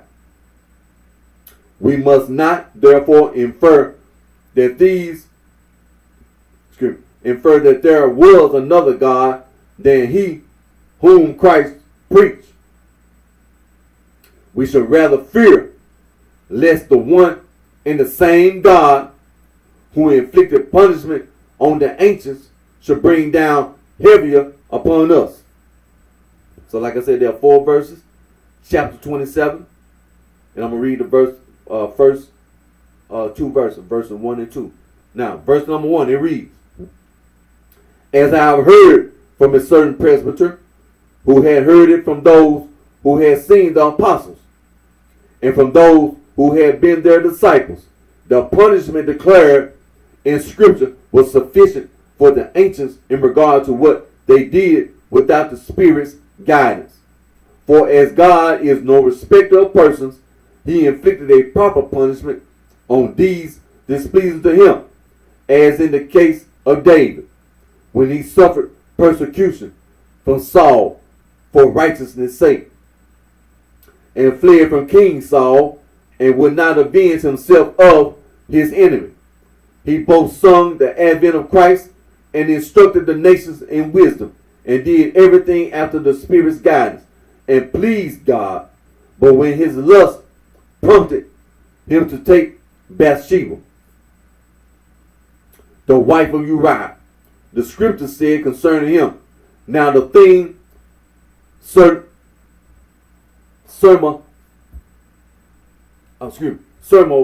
which David had done appeared wicked in the eyes of the Lord. And Nathan the prophet is sent to him, pointing out to him his crime, in order that he, passing sentence upon and condemning himself, might obtain mercy and forgiveness from Christ. And Nathan said to him, There were 2 men in one city, the one rich and the other poor. The rich man had exceeding many flocks and herds, but the poor man had nothing, save one little ewe lamb, which he possessed and nourished up, and it had been with him and with his children together, and did eat of his own bread, and drank of his cup, and was to him as a daughter. And there came a guest unto the rich man, and he spared to take of the flock of his own ewe lambs, and from the herds of his own oxen, to entertain the guest. But he took the ewe lamb of the poor man, and set it before the man that he had come unto him. And David's anger was greatly kindled against the man. And he said to Nathan, As the Lord liveth, the man that hath done this thing shall surely die. And he said, And he shall restore the lamb fourfold, because he hath done this thing, and because he had no pity for the poor man. And Nathan said unto him, Thou art the man who has done this. And then he proceeded with the rest of the narrative, upbraiding him and recounting God's benefits towards him, and showing him how much his conduct had displeased the Lord. For he declared that works of this nature were not pleasing to God, but that great wrath was suspended over his house. David, however, was struck with remorse on heeding this, and exclaimed, I have sinned against the Lord. And he sung a penitential song, waiting for the coming of the Lord, who washes and makes clean the man who had been fast bound with the chain of sin. In like manner it was with regard to Solomon, while he continued to judge uprightly and to declare the wisdom of God, and built a temple as the type of truth, and set forth the glories of God, and announced the peace about to come upon the nations, and prefigured the kingdom of Christ, and spake 3,000 parables about the Lord's advent, and 5,000 songs singing praise to God, and expounded the wisdom of God in creation, discoursing as to the nature of every tree, every herb, and all fowls, quadrupeds, and fishes. And he said, with God, whom the heavens cannot contain, really dwell with men upon the earth. And it pleased God, and was the admiration of all. And all kings of the earth sought an interview with him, that they might hear the wisdom which God had conferred upon him. The queen of the south too came to him from the ends of the earth to ascertain the wisdom that was in him. She whom the Lord also referred to as one who should rise up in the judgment with the nations of those men who do hear his words and do not believe in him, and should condemn them, inasmuch as she submitted herself to the wisdom announced by the servant of God, while these men despised their wisdom, which proceeded directly from the Son of God. For Solomon was a servant, but Christ is indeed the Son of God and the Lord of Solomon. While, therefore, he served God without blame and ministered to his dispensation, then was he glorified. But when he took wives from all nations and permitted them to set up idols in Israel, the scripture spake thus concerning him. And King Solomon was a lover of women, and he took to himself foreign women.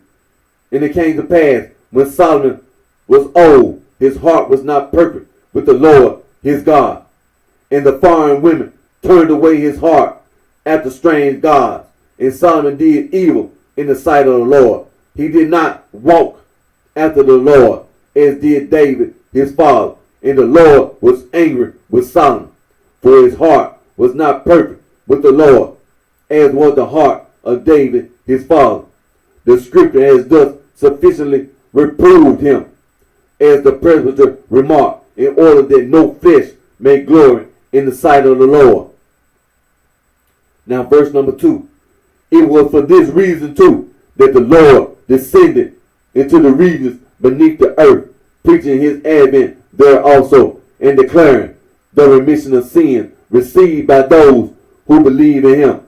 Now all those believed in him who had hope towards him, that is, those who proclaimed his advent and submitted to his dispensation, the righteous men, the prophets, and the patriarchs, to whom he remitted sins in the same way as he did to us. Which sins we should not lay to their charge, if we would not despise the grace of God. For as these men did not impute unto us, the Gentile, our transgressions,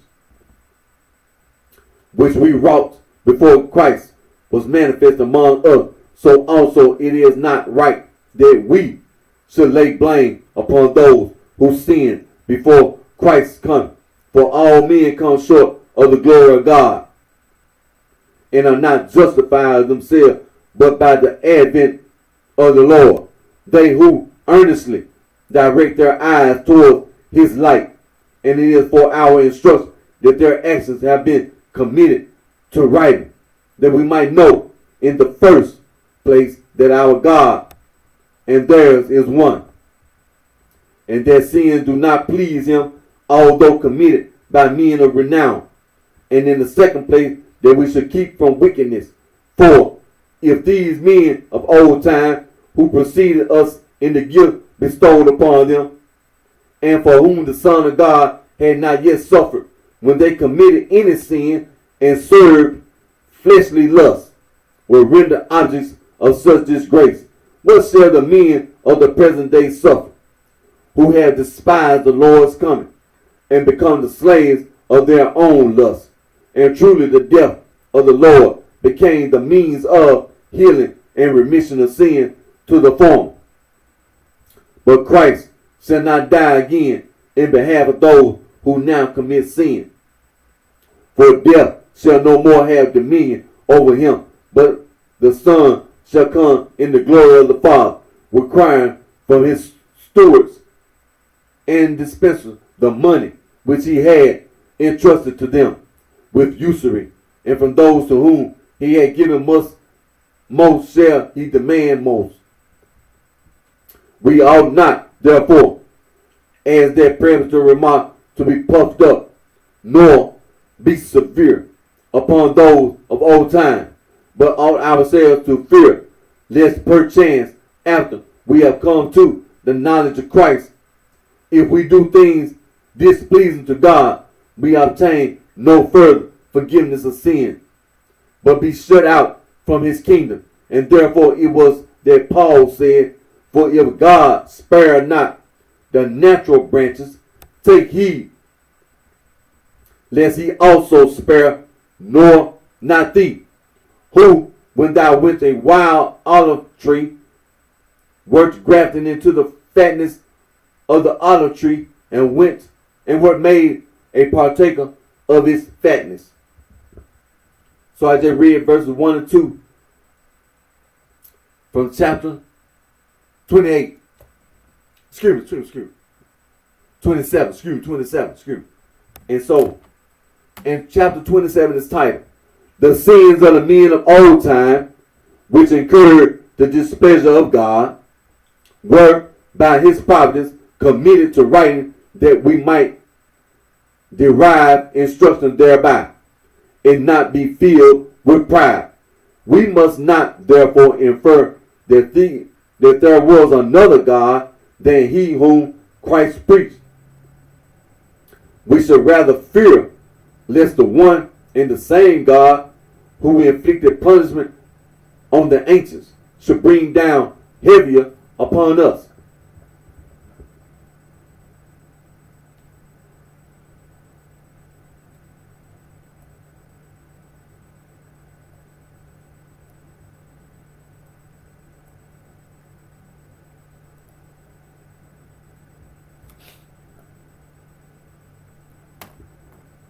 And so I just read book number 4, Adversity Race Against Heresy. So now I'm going to click over to book number 5, Adversity Race Against Heresies. Now the last time I read book number 5, I read chapter 28. So let me scroll to chapter 28.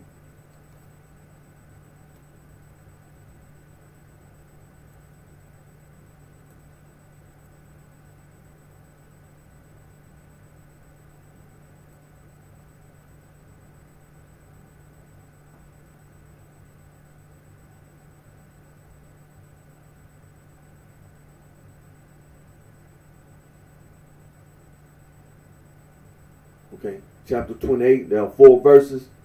And so I read verses 1 and 2. Last time I read, so I'm reading verses 3 and 4.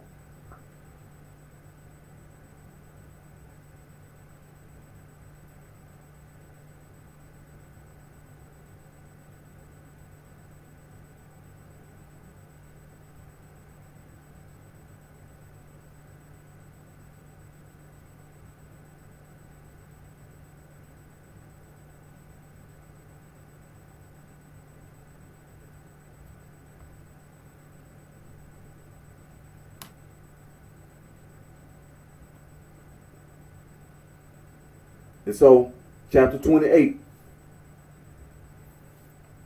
Yeah. Chapter 28. I'm going to read verses 3 and 4.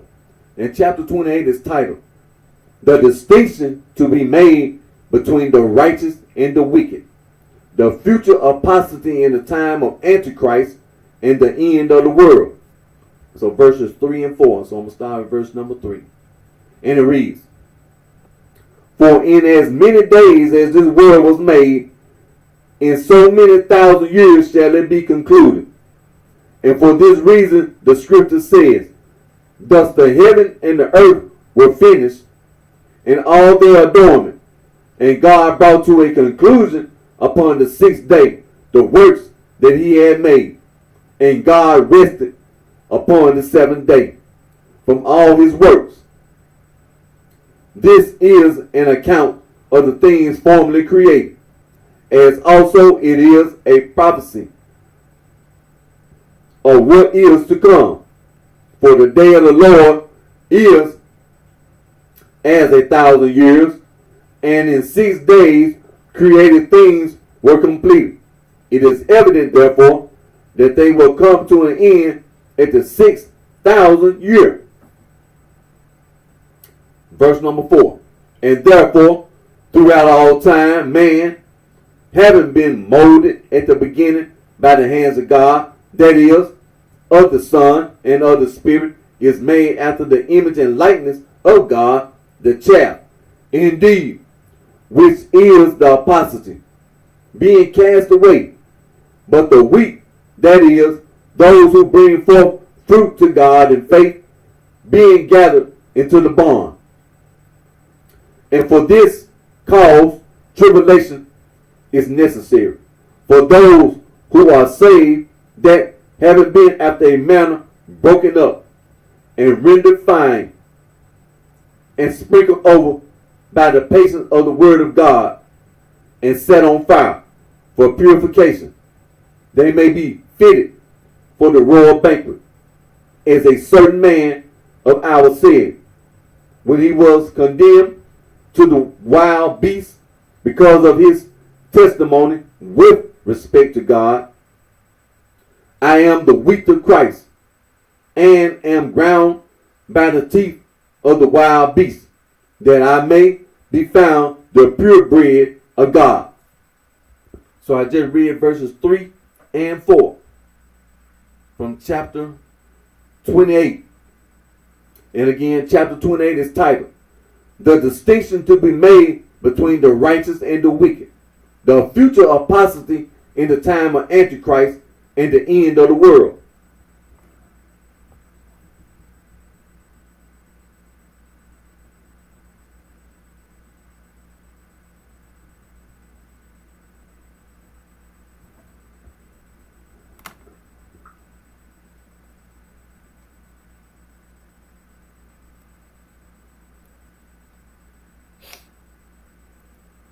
And I just read from book number 5.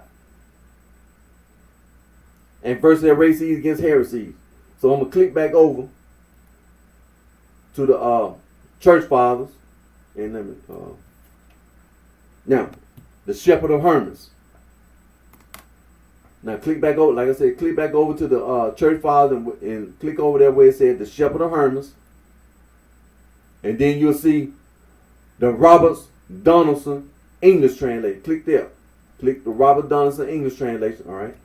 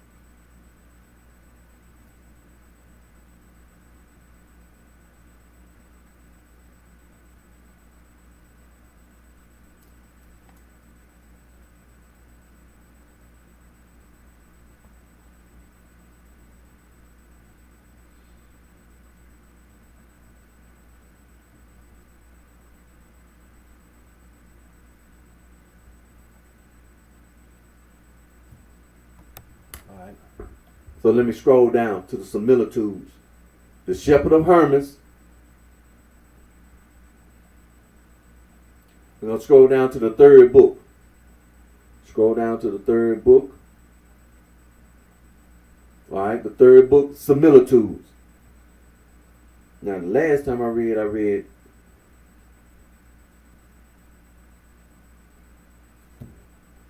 the fifth similitude.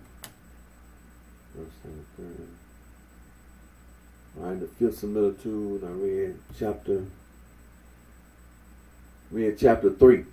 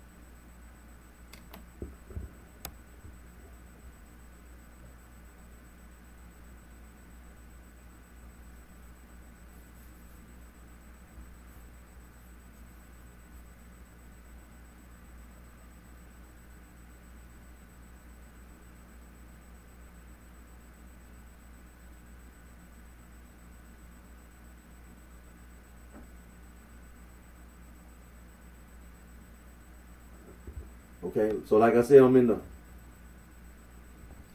third book, the shepherd of Hermes, the third book, similitudes, and we're on the fifth similitude. And the fifth similitude is titled of true fasting and its reward, also of purity of body. And so I'm reading, last time I read chapter 3. So I'm going to read chapter 4 today. Chapter 4. In chapter 4, it reads, I prayed him much that he would explain to me the similitude of the field, and the master of the vineyard, and of the slave who staked the vineyard, and of the sakes, and of the weeds that were plucked out of the vineyard, and of the son, and of the friends who were fellow counselors. For I knew that all these things were a kind of parable. And he answered me and said, you are exceedingly persistent with your questions. You ought not, he continued, to ask any questions at all. For if it is needful to explain anything, it will be made known to you. I said to him, Sir, whatsoever you show me and do not explain, I shall have seen to no purpose, not understanding its meaning.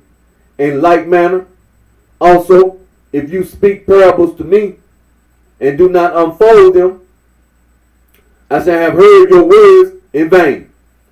And he answered me again, saying, everyone who is the servant of God and has his Lord in his heart asks of him understanding, and receives it, and opens up every parable. And the words of the Lord become known to him, which are spoken in parables. But those who are weak and slothful in prayer hesitate to ask anything from the Lord.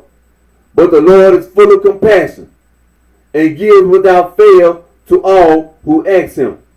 But you, having been strengthened by the holy angel, and having obtained from him such intercession, and not being slothful, why do not you ask of the Lord understanding, and receive it from him? I said to him, Sir, having you with me, I am necessitated to ask questions of you. For you show me all things, and converse with me. But if I were to see or hear these things without you, I would then ask the Lord to explain them. So I just read chapter 4 from the fifth similitude, and the fifth similitude is titled of true fasting and its reward, also of purity of body. And I just read the shepherd of Hermas.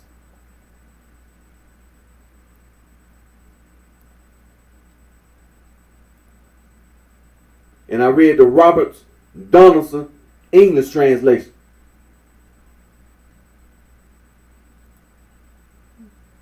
And so click back over to Church Fathers. And so I'm going to read now St. Ignatius of Antioch.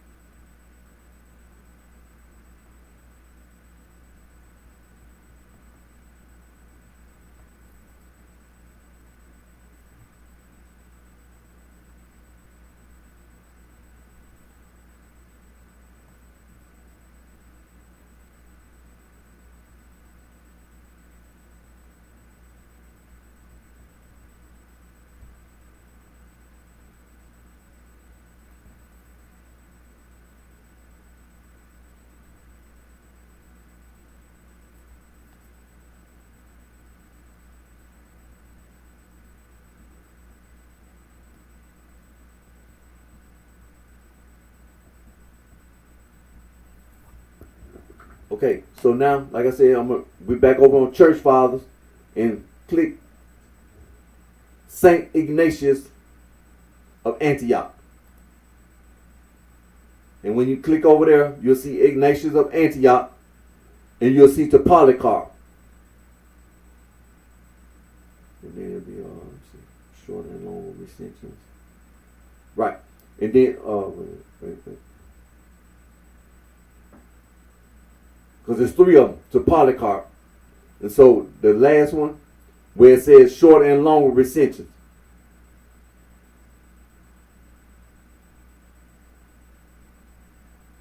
That's the one I want you to click. Click to Polycarp, Roberts Donaldson English translation, because it says the shorter and longer recensions. And so last time I read chapter 5. Chapter 5. You scroll. Chapter 5, so chapter 6.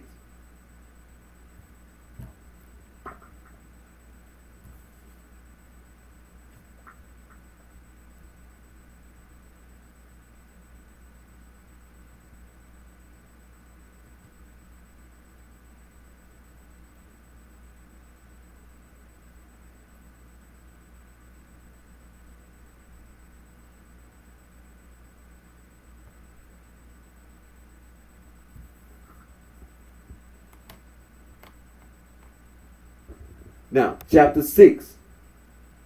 And so, like I said, the long version. Now, let me scroll back up to the top just for a minute. Where you see it says shorter and longer version.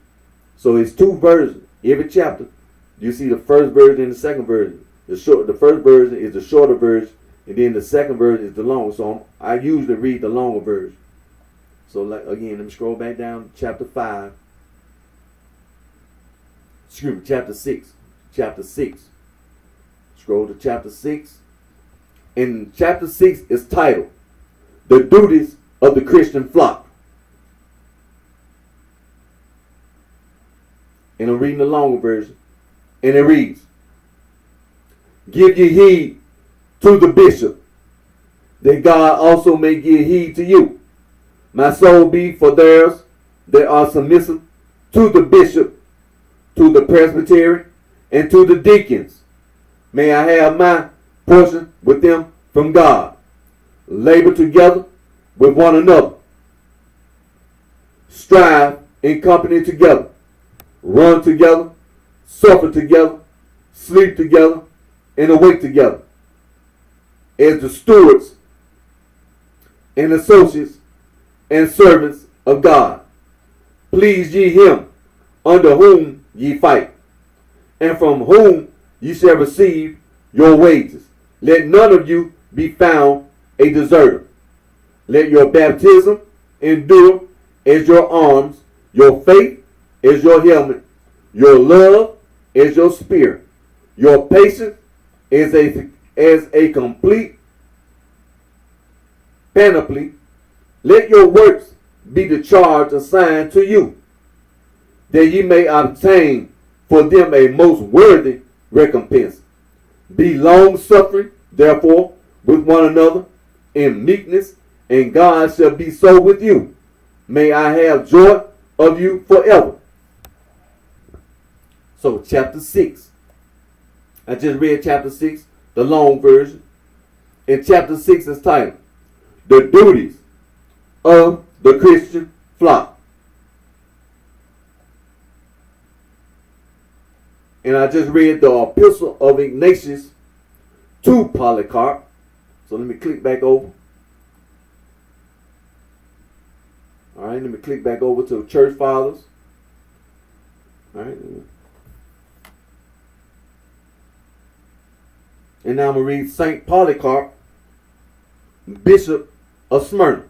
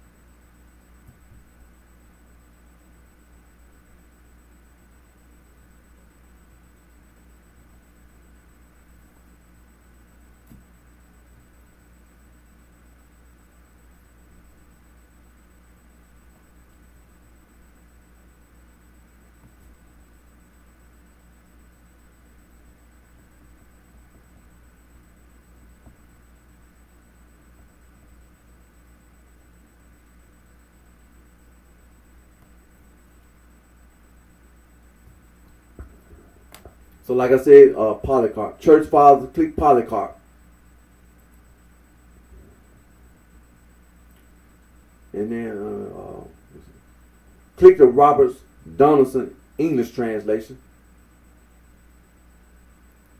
Now this is St. Polycarp of Smyrna. He's the Bishop of Smyrna. St. Polycarp, Bishop of Smyrna. And again, like I said, click Roberts Donaldson English translation. When you click over there, you're going to see Polycarp. And you'll also see the epistle of Polycarp to the Philippians. To the Philippians. Now the last time I read chapter 5 last time, so I'm going to read chapter 6.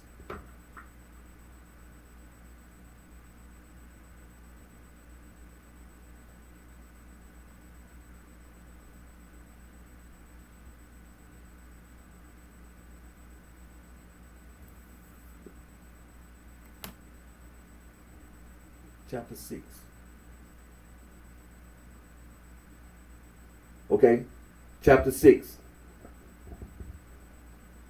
And chapter 6 is titled, The Duties of Presbyters and Others.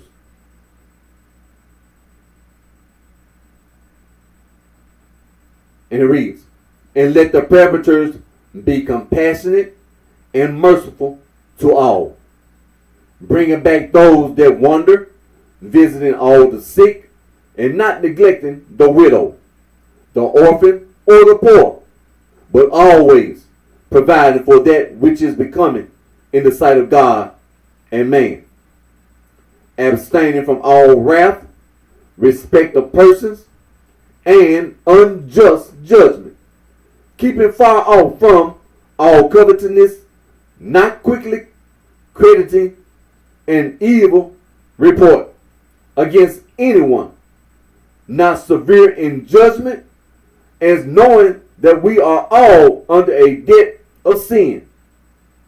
If then we entreat the Lord to forgive us, we ought also ourselves to forgive. For we are before the eyes of our Lord and God, and we must all appear at the judgment seat of Christ, and must everyone give an account of himself. Let us then serve him in fear and with all reverence, even as he himself has commanded us, and as the apostles who preached the gospel unto us, and the prophets who proclaimed beforehand the coming of the Lord, have alike taught us.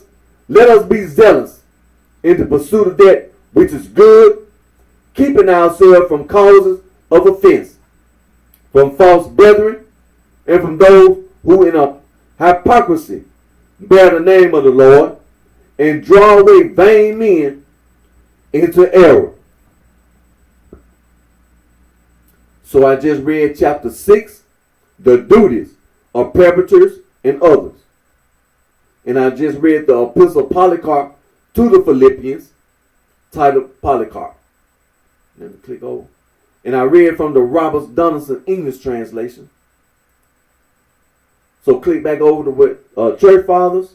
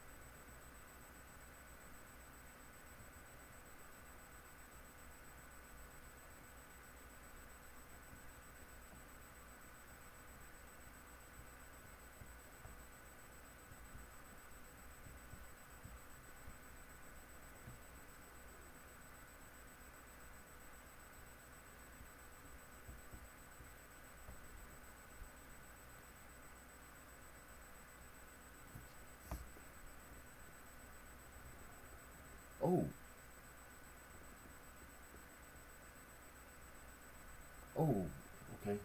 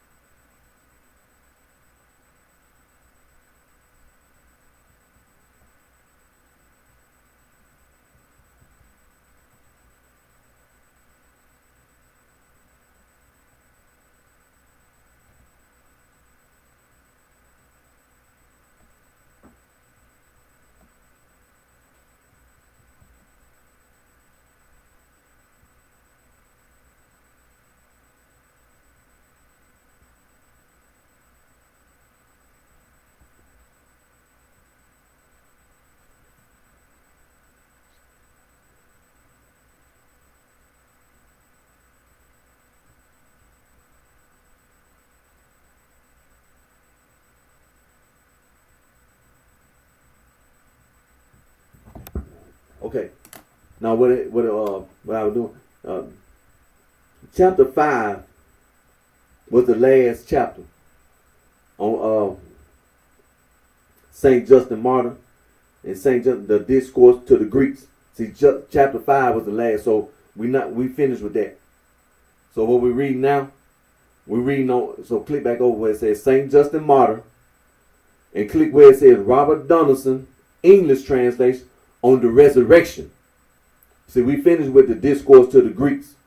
It was 5 chapters. So we on Robert Donaldson English translation on the resurrection. So when you click there, you'll see Justin Martyr, and you'll see fragments of the lost work of Justin on the resurrection. And we're going to read chapter 1. Chapter 1. And chapter 1 is titled The Self-Evidencing Power of Truth. And it reads, the word of truth is free and carries its own authority, disdaining to fall under any skillful argument or to endure the logical scrutiny of its hearers. But it will be believed for its own nobility and for the confidence due to him who sends it. Now the word of truth is sent from God, wherefore the freedom claimed by the truth is not arrogant. For being sent with authority, it will not fit that it should be required to produce proof of what is said, since neither is there any proof beyond itself, which is God. For every proof is more powerful and trustworthy than that which is it proved. Since what is disbelieved until proof is produced gets credit when such proof is produced, and is recognized as being what it was stated to be. But nothing is either more powerful or more trustworthy than the truth, so that he who requires proof of this is like one who wishes it demonstrated, while the things that appear to the senses do appear. For the test of those things which are received through the reason is sense, but of sense itself there is no test beyond itself. As then we bring those things which reason hunts after to sense, and by it judge what kind of things they are, whether the things spoken be true or false, and then sit in judgment no longer, giving full credit to his decision. So also we refer all that is said regarding men and the world to the truth, and by it judge whether it be worthless or no. But the utterances of truth we judge by no separate test, giving full credit to itself, and God, the Father of the universe, who is the perfect intelligence, is the truth. And the Word, being his Son, came to us, having put on flesh, revealing both himself and the Father, giving to us in himself resurrection from the dead, and eternal life afterwards. And this is Jesus Christ, our Savior and Lord. He therefore is himself both the faith and the proof of himself and of all things. Wherefore those who follow him and know him, having faith in him as their proof, shall rest in him. But since the adversary does not cease to resist many, and uses many in divers arts to ensnare them, that he may seduce the faithful from their truth, from their faith, and that he may pervert the faithless from believing. It seems to me necessary that we also, being armed with the invulnerable doctrines of the faith, do battle against him in behalf of the weak.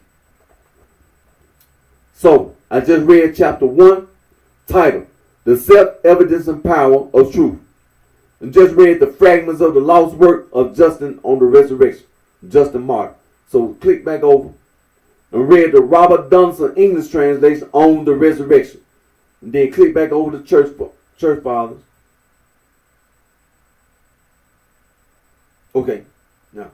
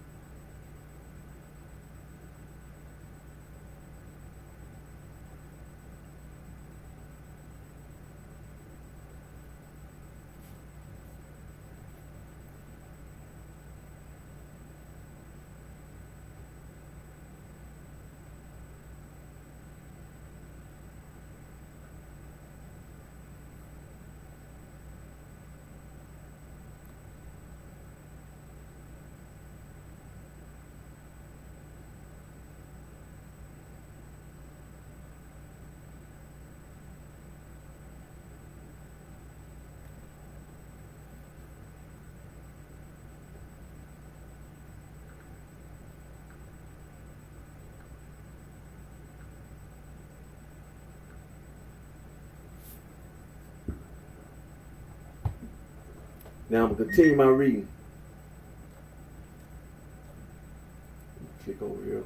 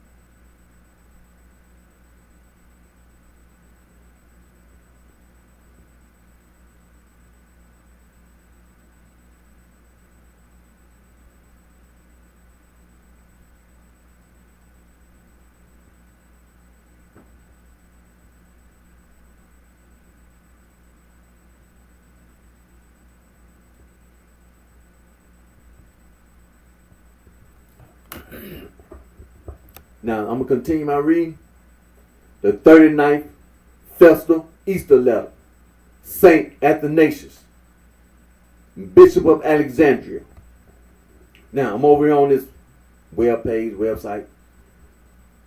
In this title, The Development of the Canon of the New Testament. And it's ntcanon.org/Athanasius. Athanasius of Alexandria, born 293 Common Era Alexandria and died May the 2nd, 373 Common Era Alexandria. Saint Athanasius, theologian, ecclesiastical statesman, and Egyptian national leader, was the chief defender of Christian orthodoxy in the 4th century battle against Arianism, the heresy that the Son of God was a creature of light, but not of the same substance as God the Father. Athanasius attended the Council of Nicaea in 325, and shortly thereafter became Bishop of Alexandria in 328. And for the rest of his life, he was engaged in theological and political struggles with the emperor and with Arian churchmen, being banished from Alexandria several times.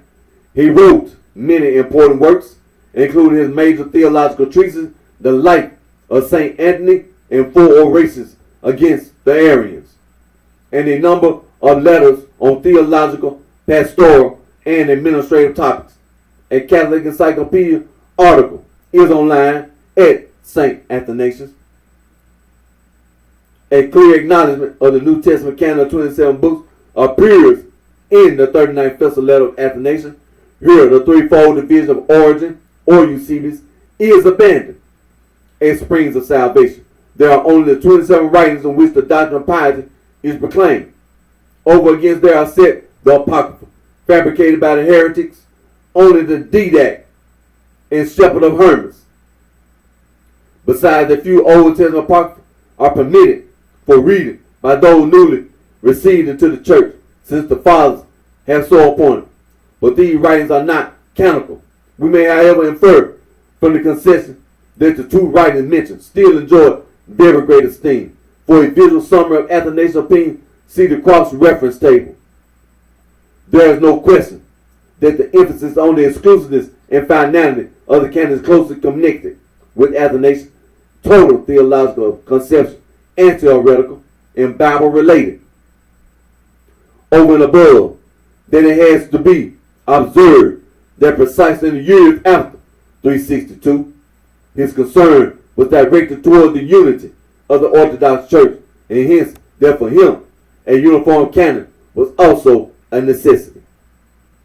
It is important that Athanasius turned sharply against all apocrypha, so that the lines are drawn as sharply as possible between canonical and apocryphal writings, whatever they may be, in terms of their origin, their content, or their age.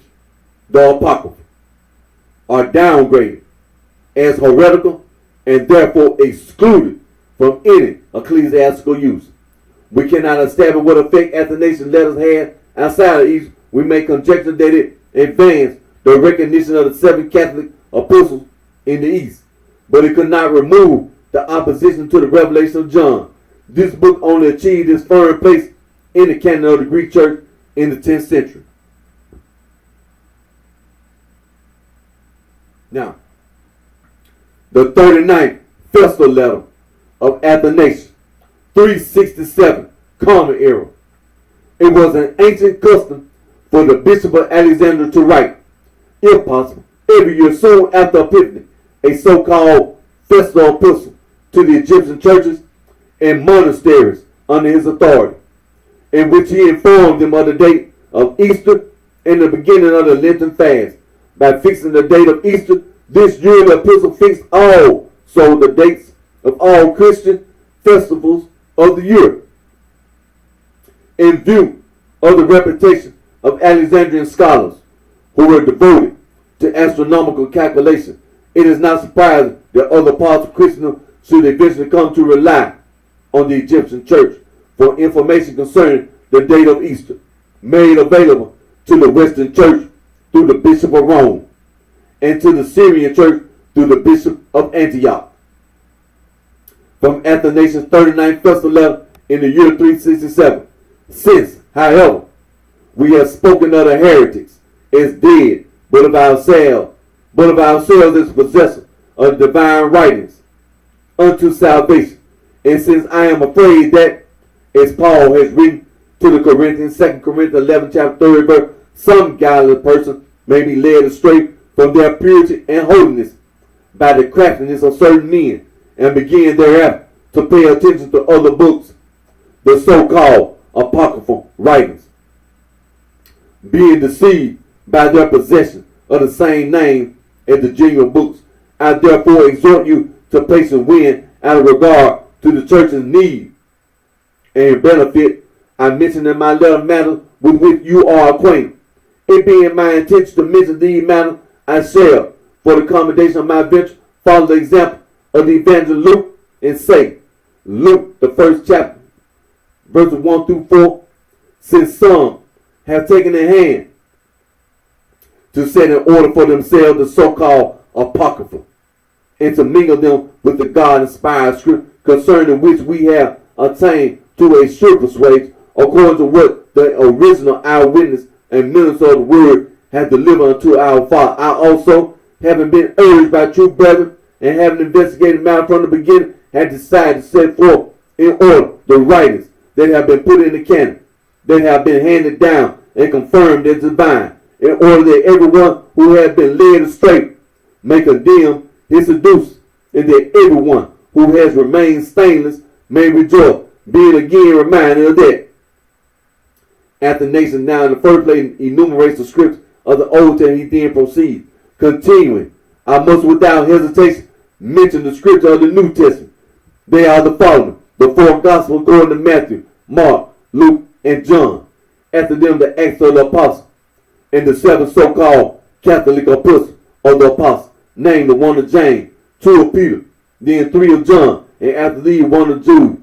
In addition, there are 14 epistles of the Apostle Paul, written in the following order: the first to the Romans, then two to the Corinthians, and then after these the one to the Galatians, following the one to the Ephesians, thereafter the one to the Philippians, and the one to the Colossians, and two to the Thessalonians, and the epistle to the Hebrews, and then immediately two to Timothy, one to Titus, and last the one to Philemon. Yet further the revelation of John. These are the springs of salvation, in order that he who is thirsty may fully refresh himself with the words contained in them. In them alone is the doctrine of piety proclaimed. Let no one add anything to them or take anything away from them. But for the sake of greater accuracy I add, being constrained to write, that there are also other books besides these, which have not indeed been put in the canon, but have been appointed by the fathers as reading matter for those who have just come forward, and which to be instructed in the doctrine of piety: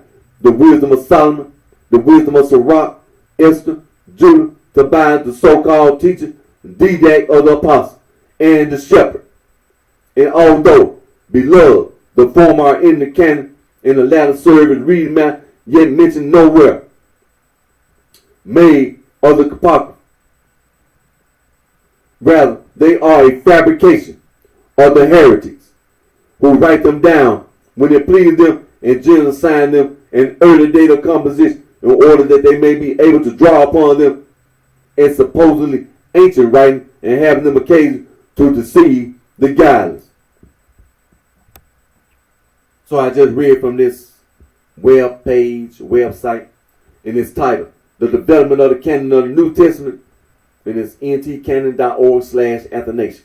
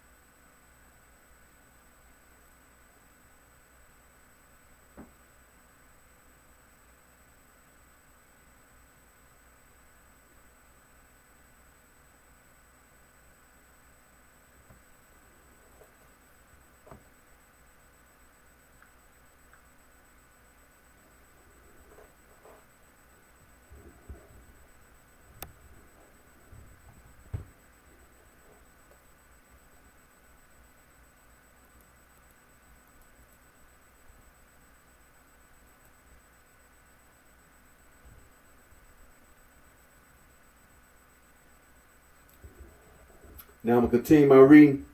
The Panareum, Greek, Panareum, Latin. Translated mean bread basket.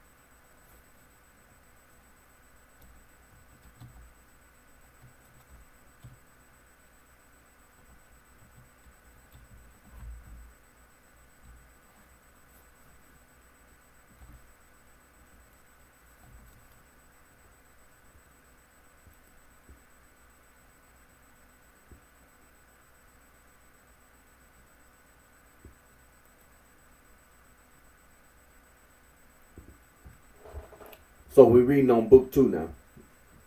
We're on book number 2, but we finished book number 1. We finished the first book. So we're on book number 2, the Panareum of Epiphanes. We're on Saint Epiphanes of Salome, the Bishop of Cyprus. You know, he wrote a 3-volume book titled Panareum, that's in Greek, Panareum, that's in Latin. And translated in Greek and in Latin, it means bread basket. So like I said, we're in the book number 2 and 3. Now, the last time I read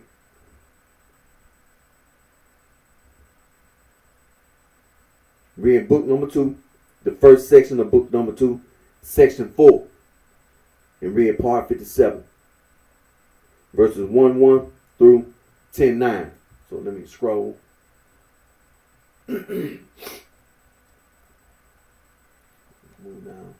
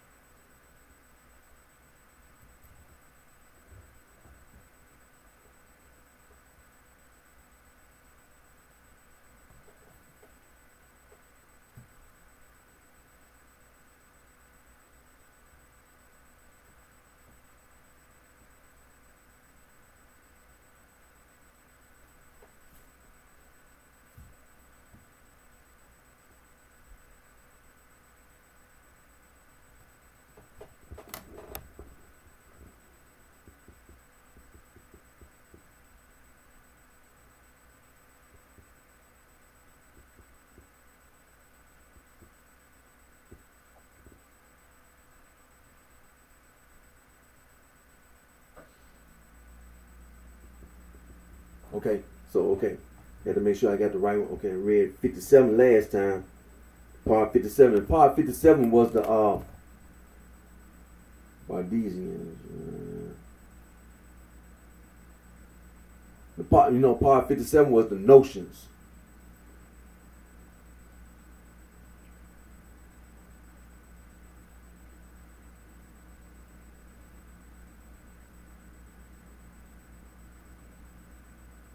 Yep. Part 57 was the notions. That was what's his name? Notice. And his followers, notions.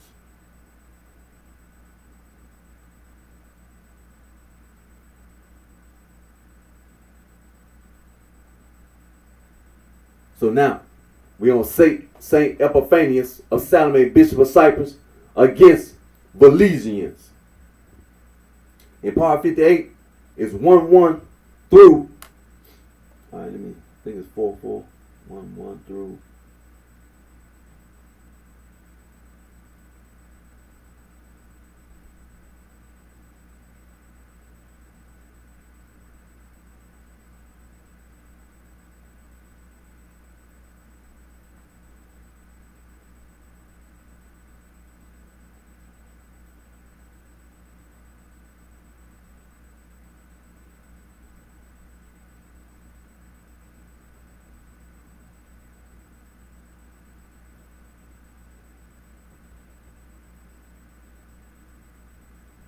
okay, 417. 417.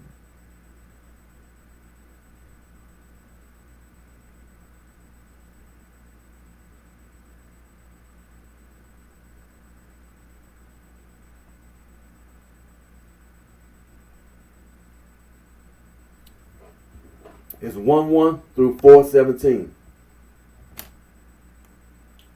1-1 through 417.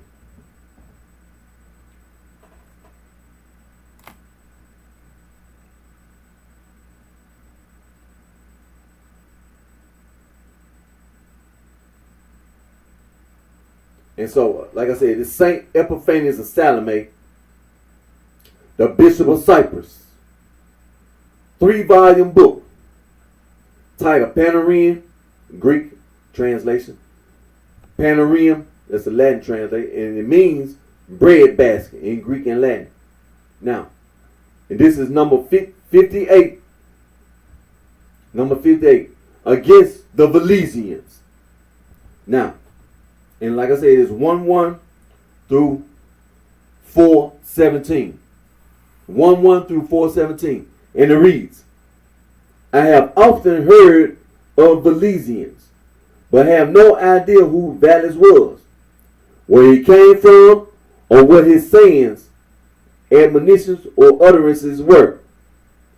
The name, which is Arabic, leads me to suppose that he and his sect are still in existence, as I also suspect, for as I said, I cannot say this for certain, that there are some at Bakatha in the land of Philadelphia, beyond the Jordan. The locals call them Gnostics, but they are not Gnostics. Their ideas are different. But what I have learned about them is the following. Most of them were members of the church until a certain time, when their foolishness became widely known, and they were expelled from the church. All but a few are eunuchs, and they had the same beliefs about principalities and authorities that the Scythians, Archontics, and others do. And when they take a man as a disciple, as long as he is still uncastrated, he does not eat meat. But when they convince him of this, or castrate him by force, he may eat anything, because he has retired from the contest and runs no more risk of being aroused to the pleasure of lust by the things he eats.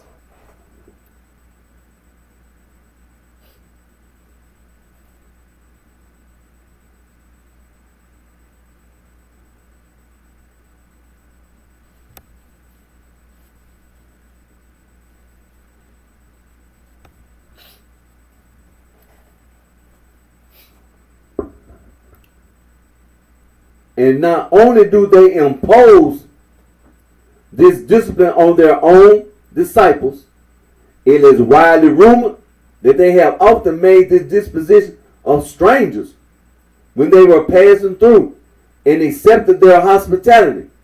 They seized them when they come inside, bind them on their backs to boards, and perform the castration by force. And this is what I have heard about them, since I know where they live, and this name is well known in those parts, and I have learned of no other name for the set. I presume that this is it. But these people are really crazy if they mean to obey the gospel's injunction. If one of thy members offend thee, cut it off from thee. It is better for thee to enter into the kingdom of heaven halt or blind or crippled. How can anyone be maimed in the kingdom? For if the kingdom of heaven makes all things perfect, it can have no imperfection in it. And since the resurrection is a resurrection of the body, all the members will be raised and not one of them left behind. And if any member is not raised, neither will the whole body be raised. And if just the one member that causes offense is left behind, none of the members will be raised at all. For they have all caused us to offend. Who is going to who is going to tear his heart out? And yet the heart is the cause of offenses at every turn. For scripture says, from within proceed fornication, adultery, uncleanness, and such like. All right. Who will tear his heart out? But if in accordance with some people's stupidity and impiety, the body is not raised, how will this Belizean rule make any difference? If none of the members enter the kingdom of heaven, what further need is there to be short one member? When the others do not accomplish this, but if the body is raised, and it is, how can there still be bodily mutilation in the kingdom of heaven? How can the kingdom of heaven contain bodies which are damaged not be unfit for the glory of its inhabitants? And if the offending member must be cut off at all, then it has been cut off and not sinned. But if it has been cut off and not sinned, since it didn't sin, it ought to rise first of all. But by their audacity in performing this rash act, they have set themselves apart and made themselves different from everyone. Because of what has been removed, they are no longer men, and they cannot be women, because this is contrary to nature. Besides, the name of the contest, crown, and prize has already been given. And these people will not appear in any of the three categories of eunuch the Lord has mentioned. He says, there are some eunuchs which were so born from their mother's womb. Those eunuchs are not responsible for their condition, and certainly have no sin, because they were born that way. On the other hand, there is nothing to their credit either, since they cannot do anything like that. I mean, anything sexual, because they lack the divinely created organs of generation. But neither can they have the kingdom of heaven as their reward for being eunuchs, since they have no experience of the contest, even though they have experienced desires, since they lack the ability to do what should not be done. Neither do they have a reward for not doing it. They haven't done the thing not because they didn't want to, but because they couldn't. This is the way of the first type of eunuch the Lord mentioned, the one that is born a eunuch. Because of their operation, the Belizeans cannot be any of these. And there are eunuchs, the Savior says, which were made eunuchs of men. But legions are none of these items. They, the eunuchs who are made eunuchs of men, are made in the service of a king or ruler, from jealousy and suspicion of their wives. Some barbarian kings or despots take boys when they are only children and make eunuchs of them, so that they can be entrusted with their wives, as I said, when they are grown. And this has been the usual reason for these eunuchs. I imagine that this is the origin of the term eunuch.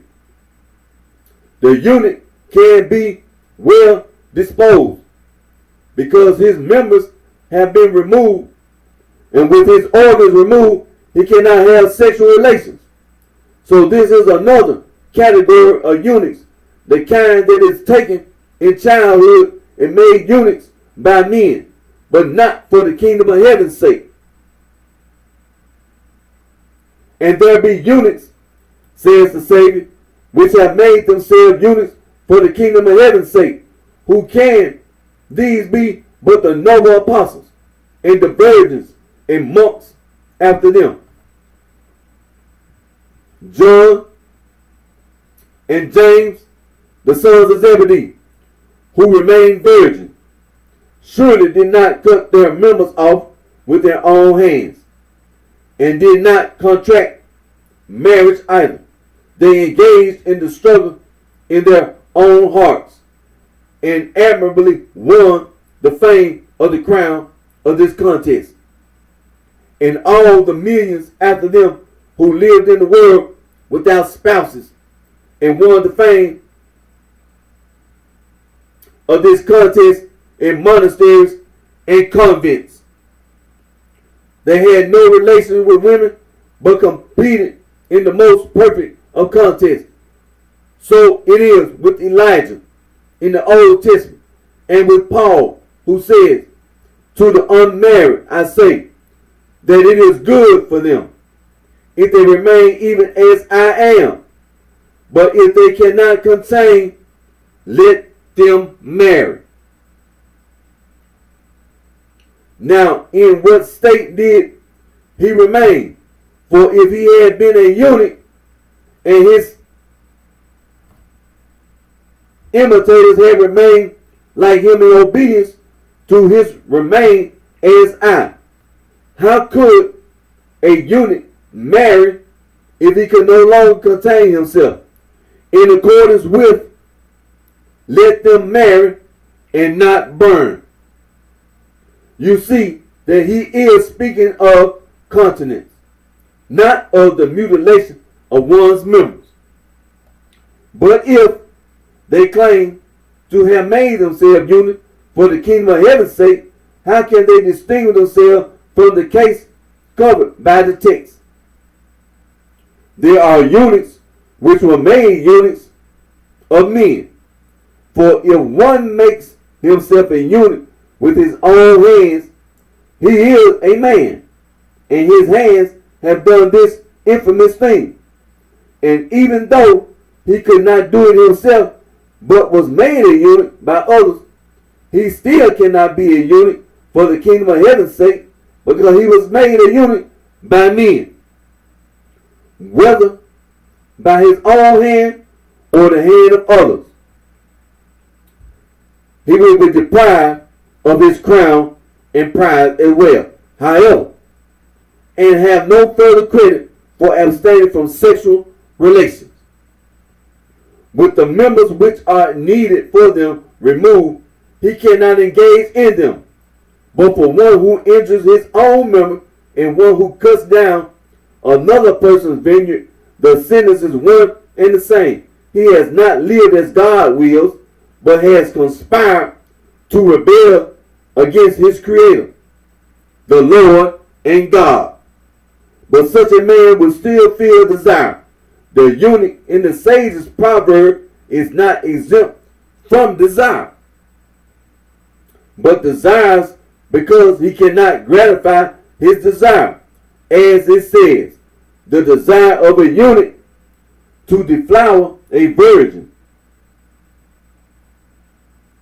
and their silliness has all come to nothing. How much nonsense of all sorts has been invented in the world. And this is what I know about them. And so, since I have spoken briefly of them, and as I said, believe that they are the ones, let us leave them behind and laugh at them like a two-stinged scorpion, which is the opposite of its ancestors, because it has horns and claws, and which with its sting resists the norm of God's holy church. Trampling them with firmly placed sandal, that is, with the God's exact words, let us end our discussion of their foolishness here and go on as usual to the rest. So, I just read part 58, the Valesians.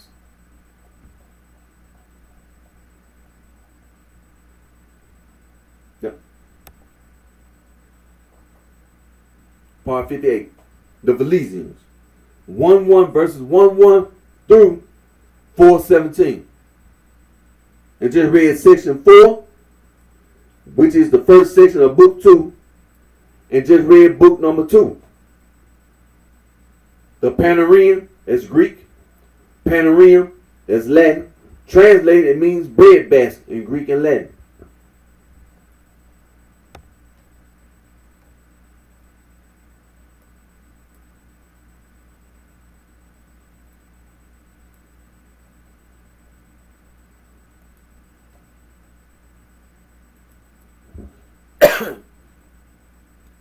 Sure.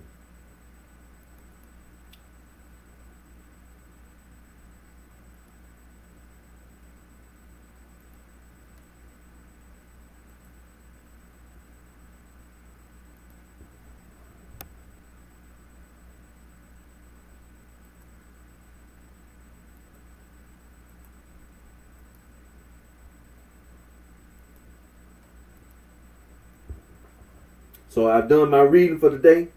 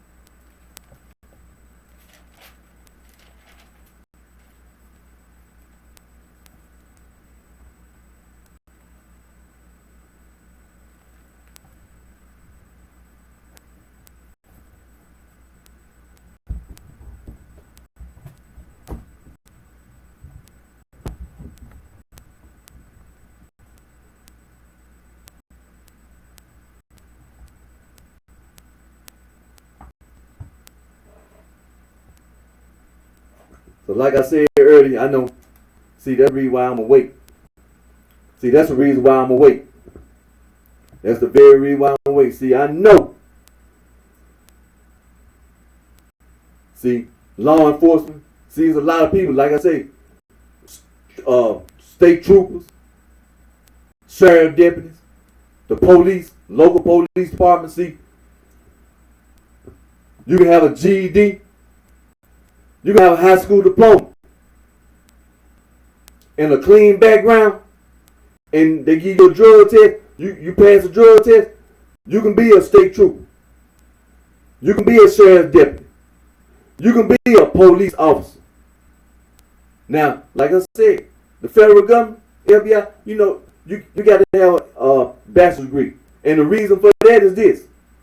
See, the FBI, they investigate any and everything. You got to have certain education to investigate. Because see, they don't just investigate just one thing. They investigate any and everything. So you got to have a bachelor's degree. The FBI ain't finna lower their standards. They can't.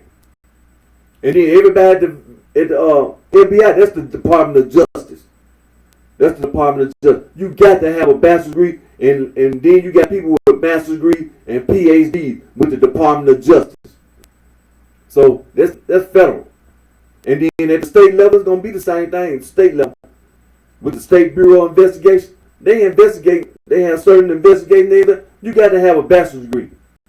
You got to have a bachelor's degree, and then you're gonna have these people with master's degrees and PhDs at the State Bureau of Investigation, as well as the State Department of Justice. That's you already know that, because that's the state. Now, when you come to local, when you get to the county and then the local, with your out in the field, they got to feel those. They got a certain number of people they gonna need. First shift, second shift, third shift. They can't always fill them positions.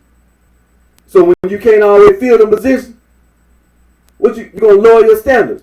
You got a high school diploma, you got a GED, the state trooper, the sheriff department, the police department. You got a high school diploma, you got a GED. You're gonna be a police. You gotta pass. You gotta have a clean background, of course. You gotta have a clean background, no criminal record, period.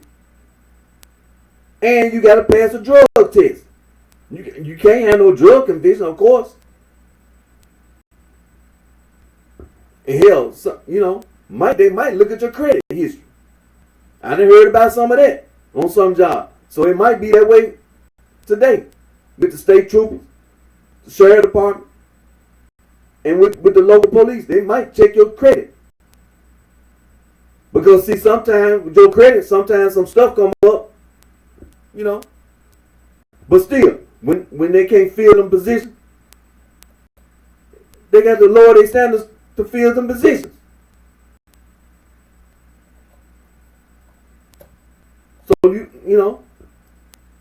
and so you talking about some damn Gnostics, and what you expect? A bunch of damn ignorant,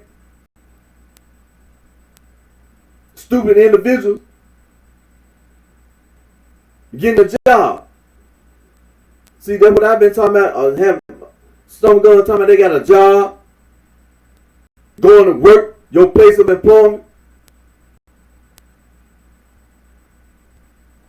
And then you try to use your job, your work, your place of employment to violate civil rights and human rights. To violate civil rights and human rights.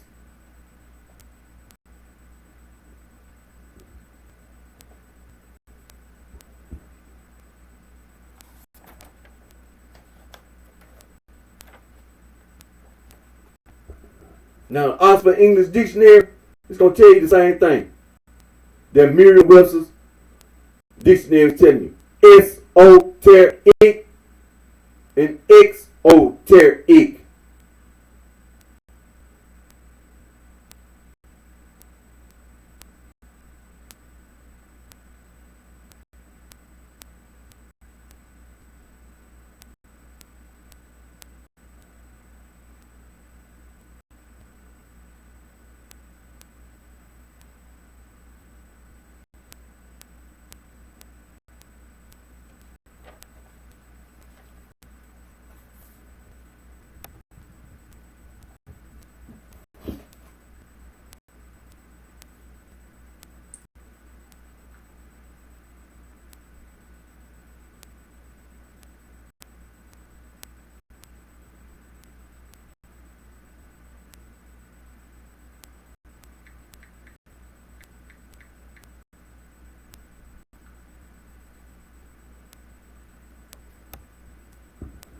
Now, first, when you go online, you see the meaning of S.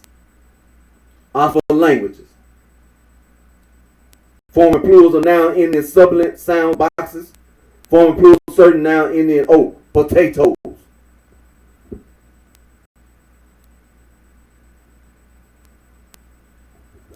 The origin, English.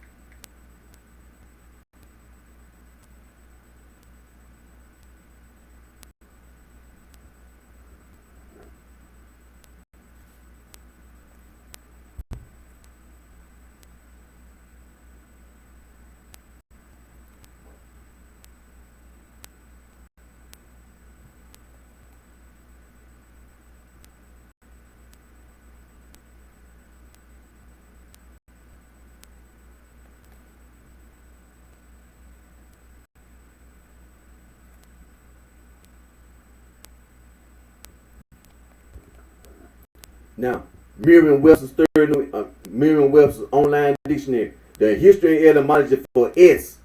The plural noun suffix Middle English. Verb suffix Middle English.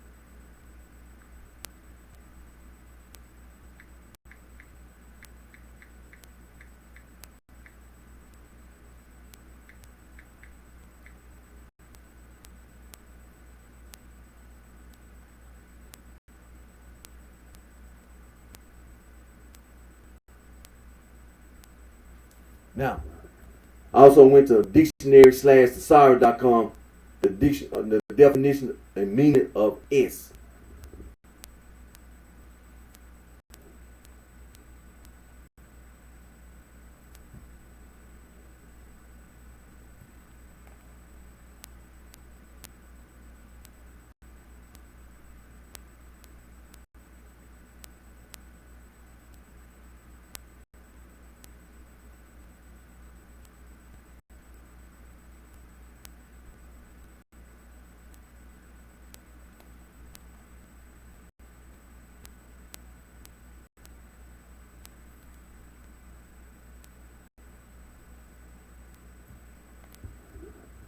And see, when we was over there talking about Middle English and Old English and all that, but see, the other definition, now see, it said other definition for S. A plural suffix occurring in long words from Greek. Hades, for example, Hades, the origin of S number one from the Greek suffix S. Other definition for S, 3 or 5.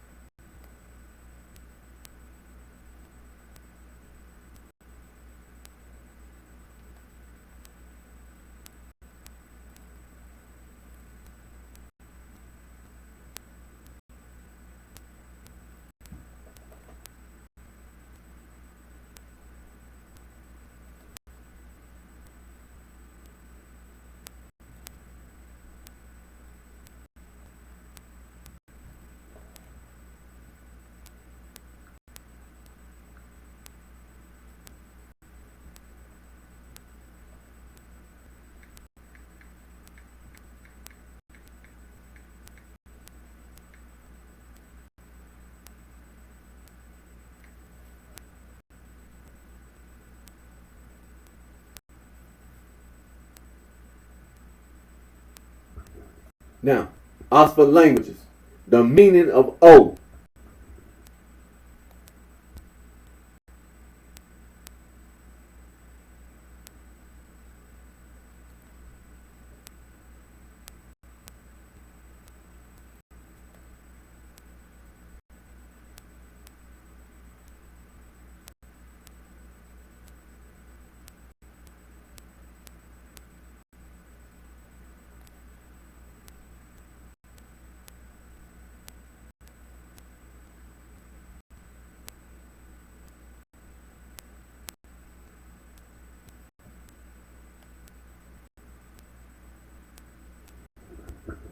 And according to Oxford Languages, the origin of O is from the Greek, from Greek.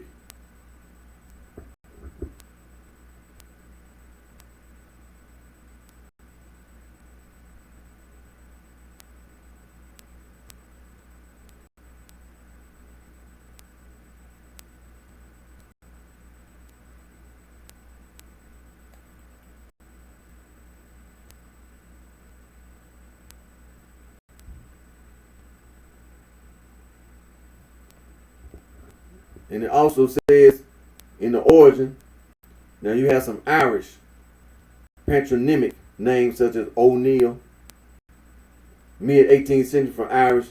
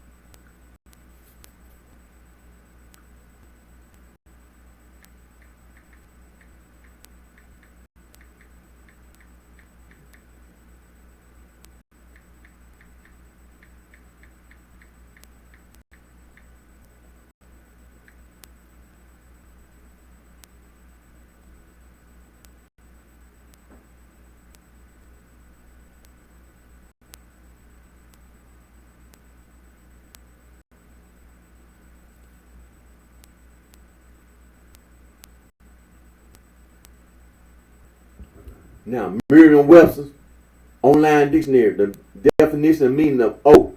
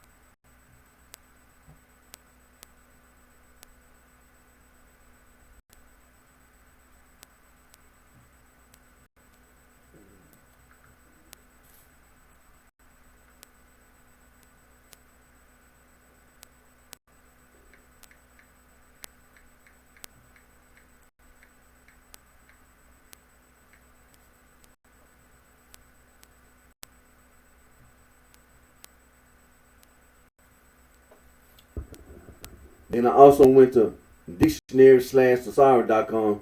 The definition and meaning of O.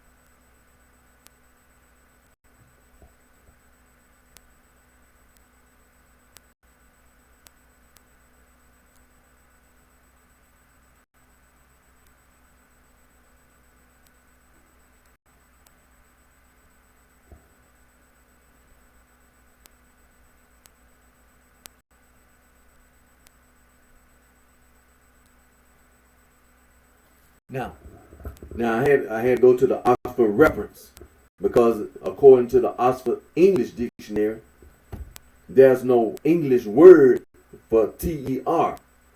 So I went to the Oxford reference, and the Oxford reference said that in the Encyclopedic Dictionary of International Law, a Latin adverb used in treaty practice to connote a third article with the same number as an existing article.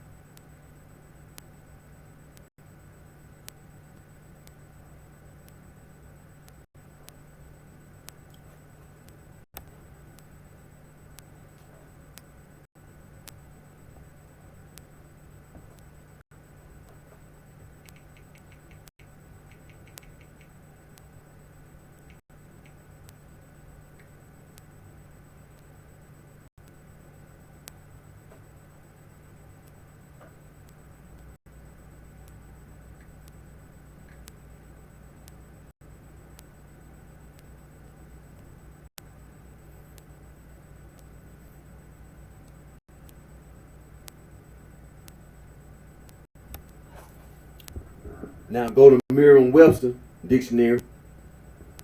The definition of meaning of TER.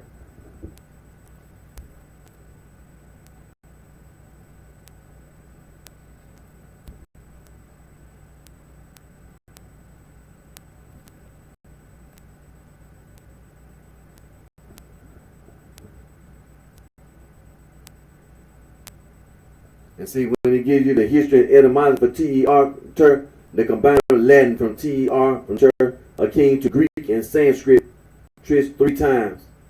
Latin, tres 3.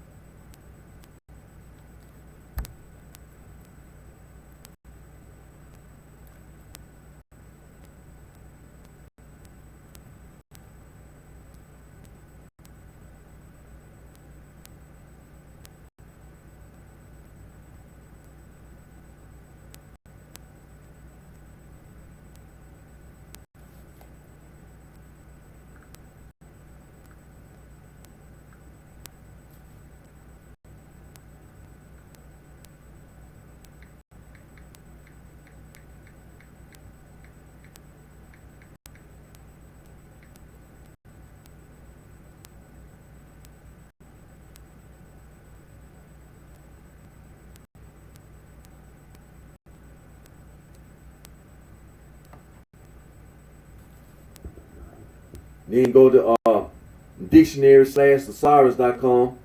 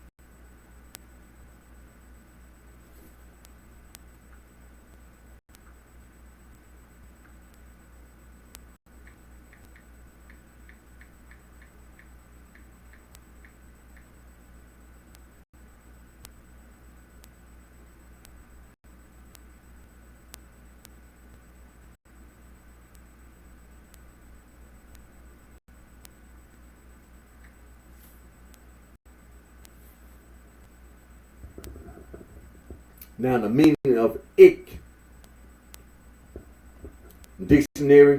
Oxford Languages.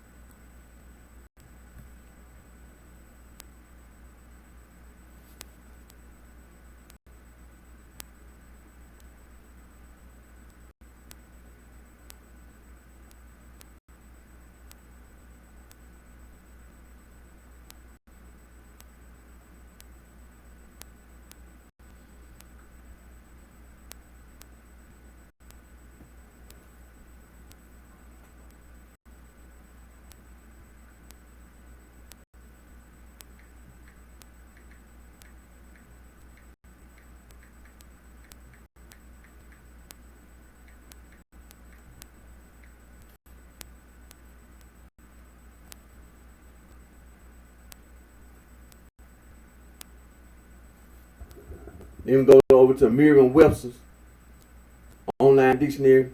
The definition and meaning of ick.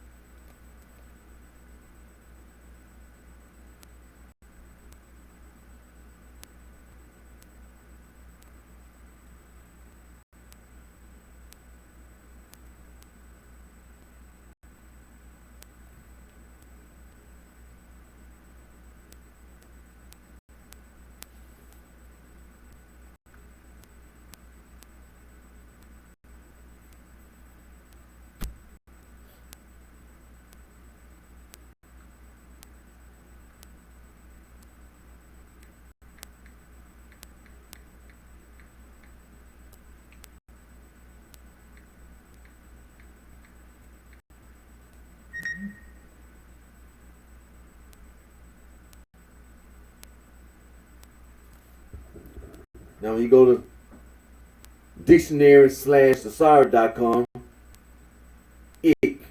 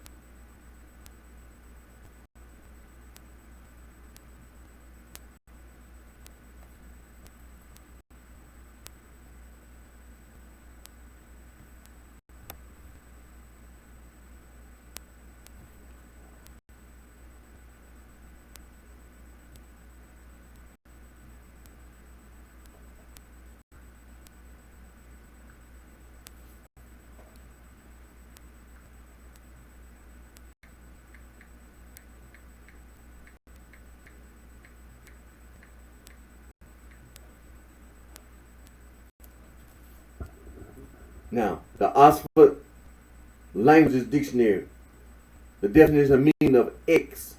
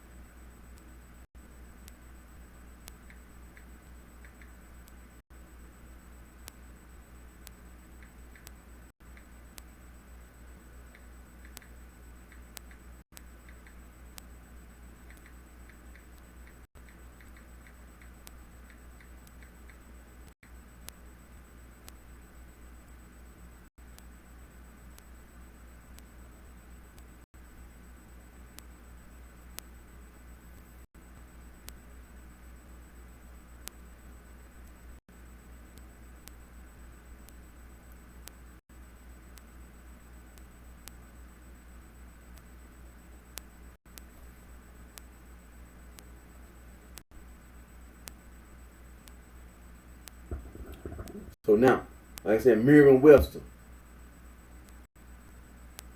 the definition and meaning of X.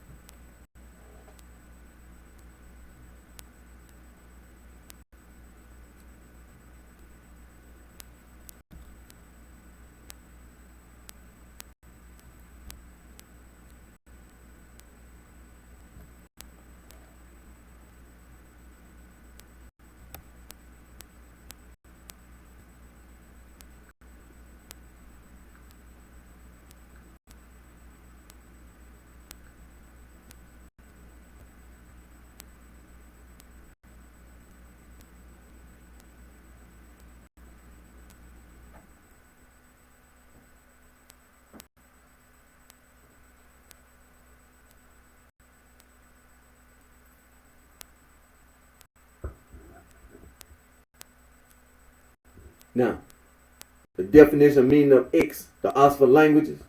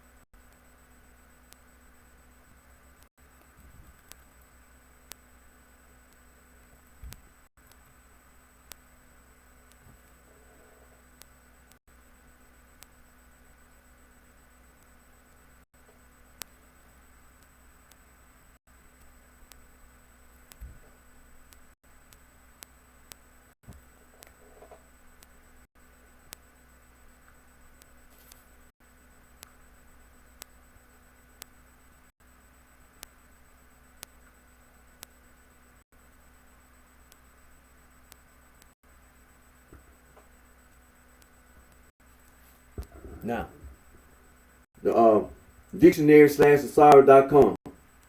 Definition and meaning of X.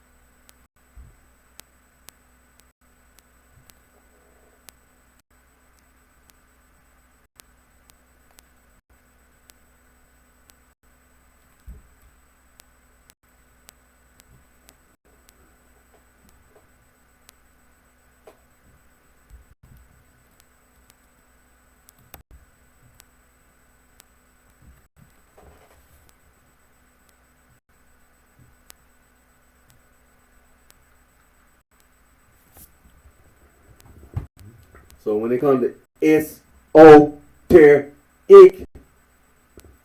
and exoteric, you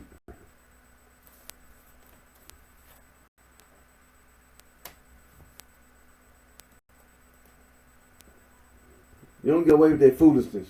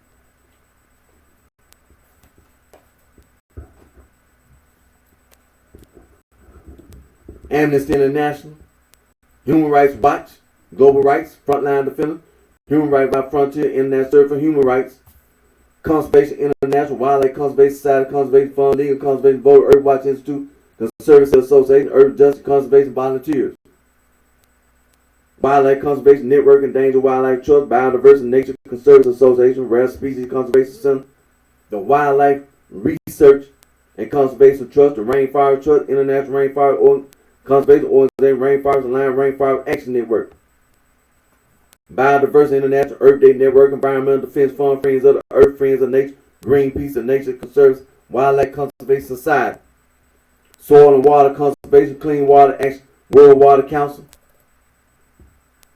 Marine Conservation Institute, Marine Conservation Alliance, Oceanic Preservation Society, Oceanic Society, Global Ocean Commission, the International Marine Life Alliance.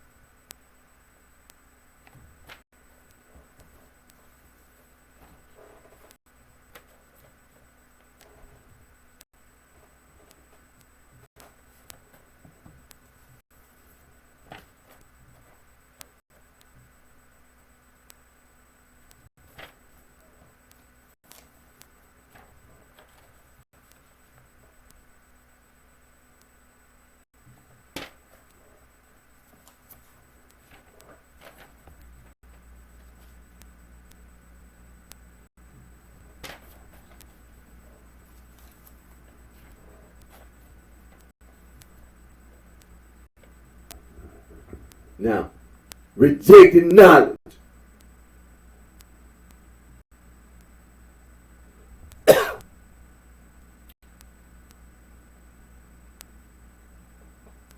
Rejecting knowledge. Oh, what? Rejecting knowledge.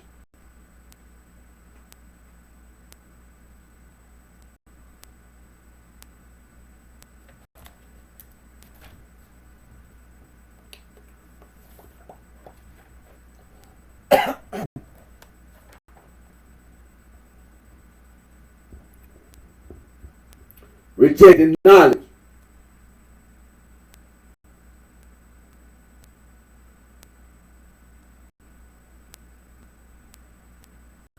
Rejecting knowledge.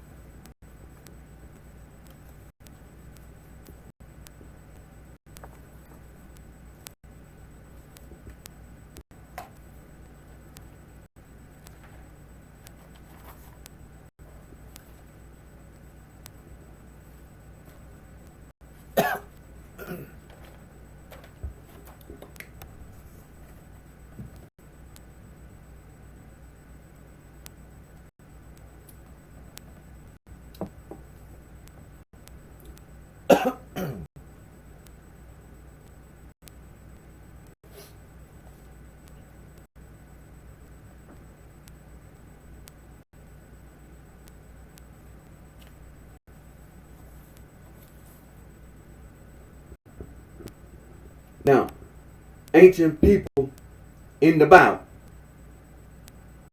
The Amorites, they were Afro-Asiatics. The Egyptians, Afro-Asiatics. The Amalekites, they were the supposed descendants of Esau. Then you had the Kenites, they were a nomadic tribe in the ancient Levant. And then Moses' father-in-law was a Kenite. And that the Canaanites, they were ancient people. And then the Kenizzites, they were ancient people. Jupiter, father of the Israelite leader Caleb, is called a Kenizzite. You need to pay attention. You need to pay attention. Because it didn't tell you they were Indo-Europeans, and it didn't tell you they were Afro-Asiatics.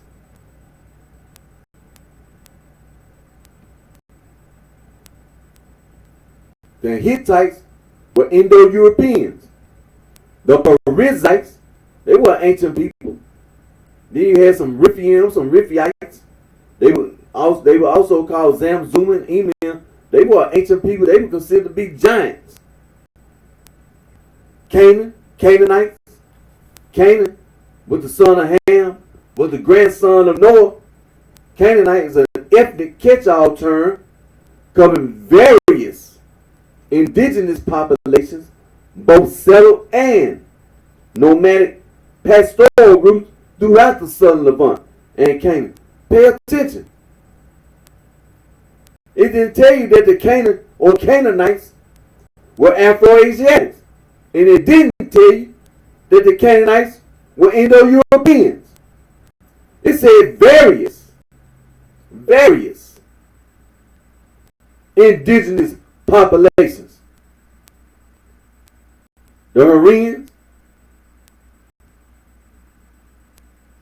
the Hittites, the Horites, the Girgasites, they were the descendants of Canaan. The Jebusites, Jebus,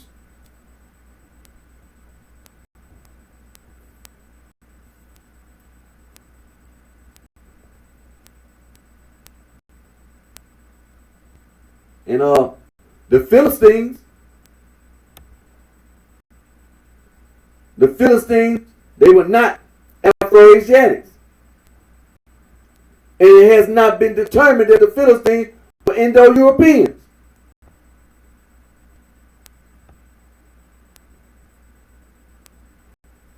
But the Moabites, they were Afro-Asiatics. The Midianites, they were Afro-Asiatics. And the Ammonites, they were Afro-Asiatics.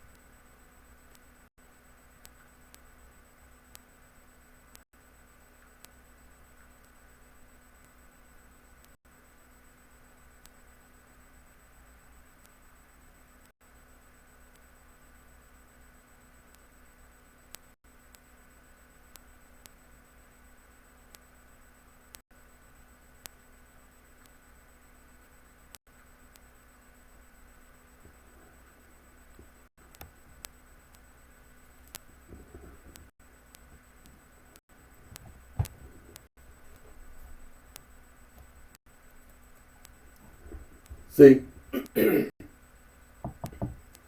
history of the city of Chicago. See, when you watch a video, sometimes you can watch a video, and I mean, you know what?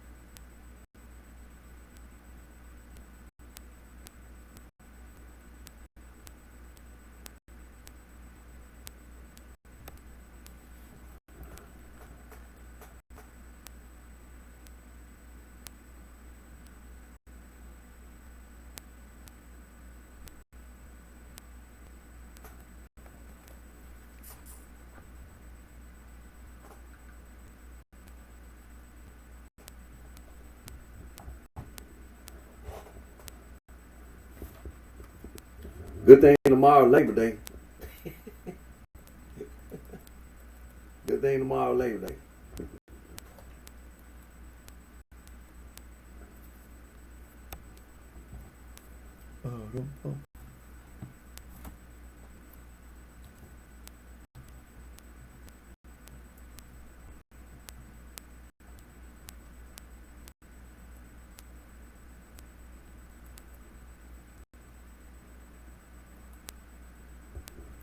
But you know, you can take the things that I do lightly, but it took time over the years. You know, I had to I had to do some research, had to investigate, do some research, and the things that's important that you shouldn't overlook, just like Native American, First Americans, it's important. It's important. Just like Asian American Pacific Islanders, it's important. That's the reason why I did it. That's the reason why when I do my video, I do the things I do, because it's important. It's important. The Catholic Church is important. Because when I see today's society, how is it that the church, the one and only church, you see all this Baptist, Methodist mess on the TV. What's his name? Joel Osteen. You see him on TV, his big mega church. You see all this nonsense on the TV. Why is it that you don't see the Catholic Church? Well, you know why? Because all these African Americans were denied education. And the people that brought you over here, that's what they were doing. They were using you.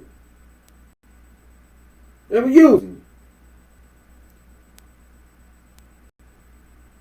The Catholic Church is the one and only church. The one and only church. You're a Catholic, you're a Christian. You're a Christian, you're a Catholic. The Roman Catholic Church, you don't even understand that.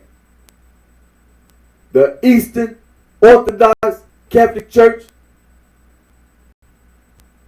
the Oriental Orthodox Catholic Church. When you say Oriental, you say Eastern. The Catholic Church is the one and only church. You're a Catholic, you're a Christian, you're a Christian, you're a Catholic.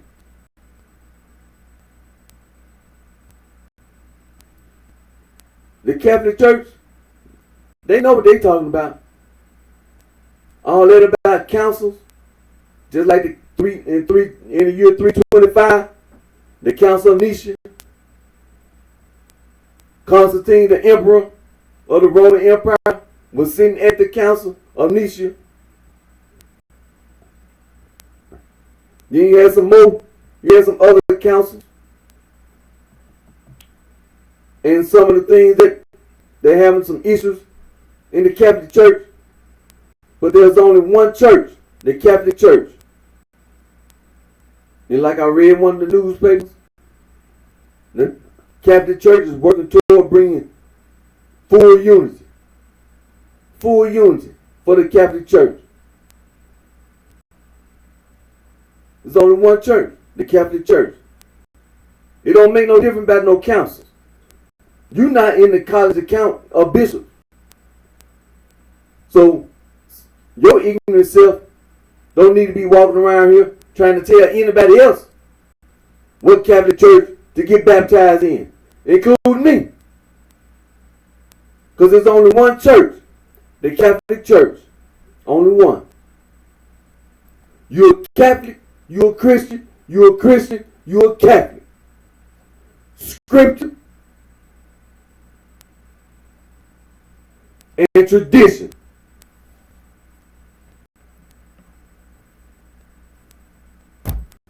It's important that I say the things that I say. That's the reason why I do it. Because it's important. I try not to leave any loophole anywhere. Because when I'm walking around this society, when I'm going about my everyday life, I'm not leaving a loophole nowhere. Because when it comes for you to die, when they come, that day come for you to die, it ain't nothing to say. Just die.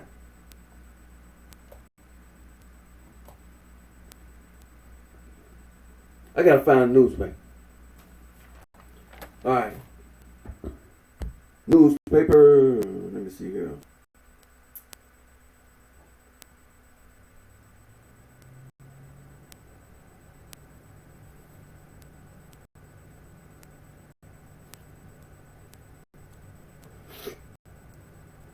Mm-hmm.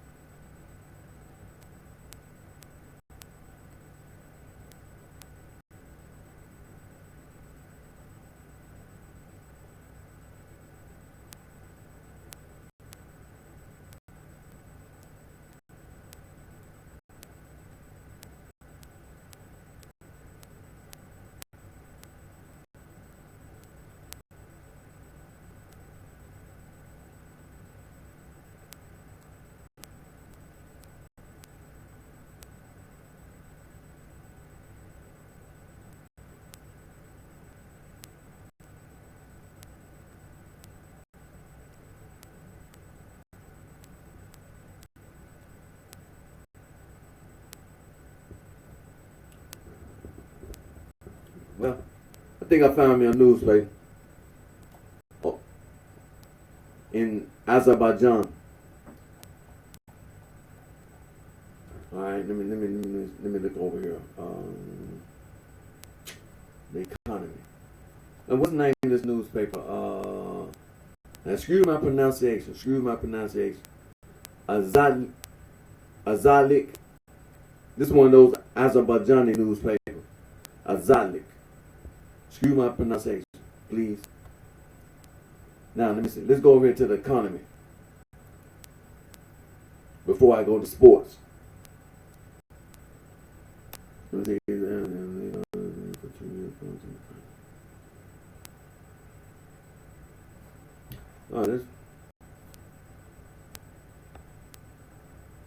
It says here in one of these stories here, let me see, it said, what date is this? So, okay, September the 4th. It says Azerbaijan has been the leader of the CIS for 2 years, according to the price index of producers of industrial products.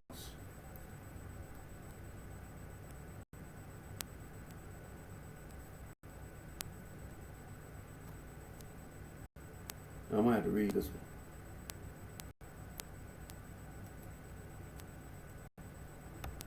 Let me see.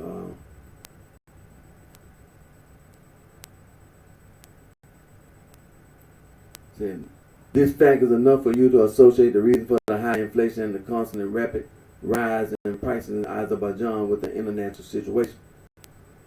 Look at the table in the comment section. You will see that the CIS countries do not even come close to our dust. For information, let me note that in 2021 compared to 2020, the CPI was 169.6% in January-July 2022 compared to January and July 2001. The price index of an agricultural products was 117.1%. By the way, Azerbaijan has the lowest growth rate of industrial product production in the first half of this year after Russia, Ukraine, and Belarus with 102.1%. There is a war going on in Russia, Ukraine, and Belarus. What happened in Azerbaijan? It is true that the increase in prices in the oil and gas sector played an important role in the high GPI, but look, Russia and Kazakhstan also have an oil and gas sector, but the GPI is low because their economy is many times better diversified than Azerbaijan due to the high dependence on the oil and gas sector in Azerbaijan. In all parameters, they have bogged down the economy. This year, we are slowly going to the bottom. The sinking will accelerate from next year.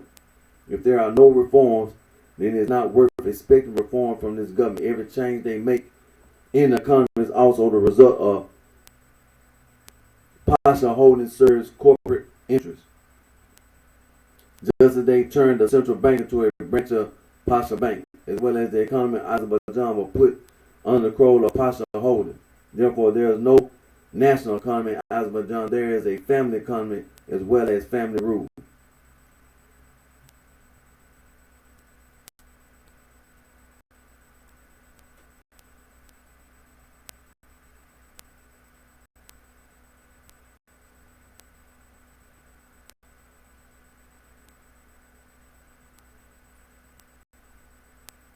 All right, that was on the economy here. Let me click back over.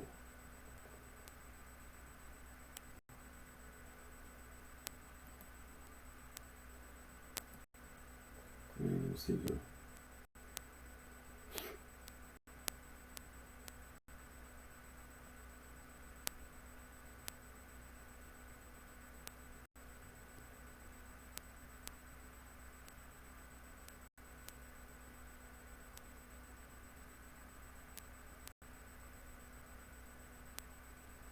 All right, well, let me go back over here.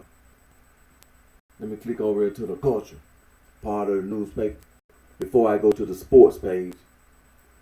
Click over into the culture. Oh.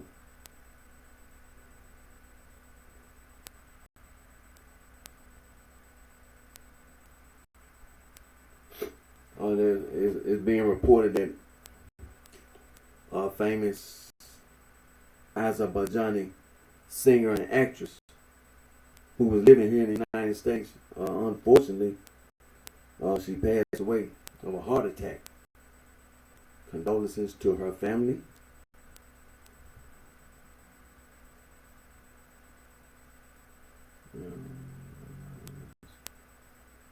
What?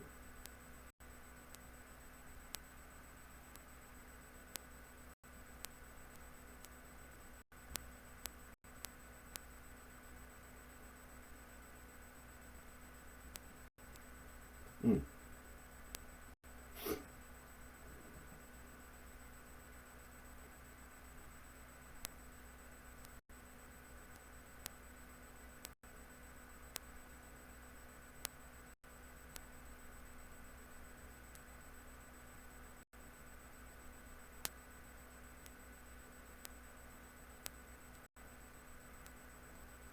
Mm. Some interesting things on the culture page. Now, society. Hmm. Let's click over to the society page before I go to the sports page.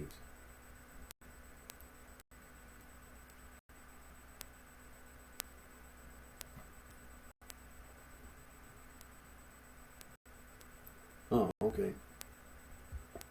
Joint exercise of the Air Forces of Azerbaijan and Turkey. What date is that? That's September the 3rd. All right.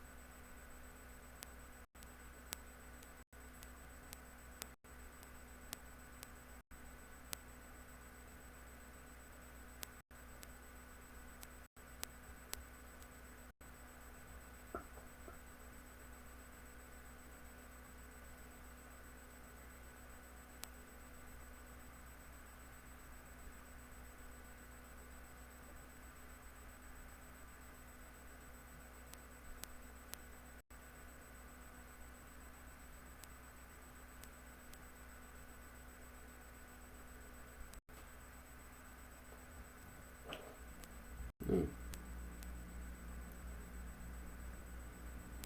Let me read that. It says a passage of Armenians from Lachin will be stopped from this evening.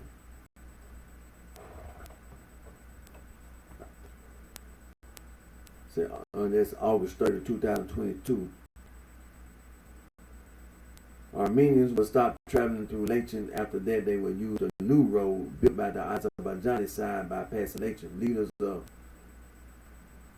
Karabakh separatists said this. They confirmed the development of Russian peacekeepers to protect the new route. It should be noted that the total length of the new road is 32 kilometers, of which 22 kilometers pass through the territory of Azerbaijan. And this part was commissioned 10 days ago. However, the 10-kilometer road on the territory of Armenia will be ready after half a year. For this reason, the Azerbaijani side built an additional 4.7 kilometers of asphalt road. In this way, Armenians will be able to access the existing dirt road in Armenia. Hmm.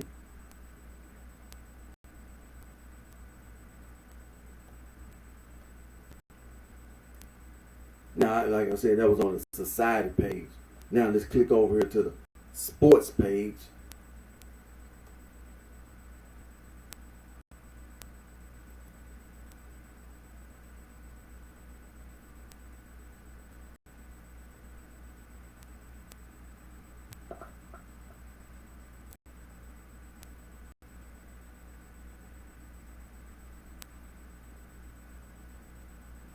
Okay, let me see here. What's the date? Well, this August the 10th, 2020.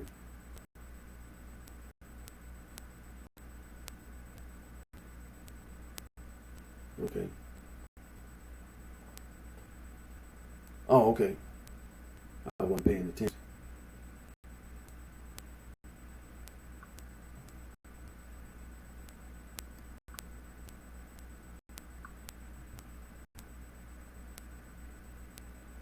Well, it'll be a part 2.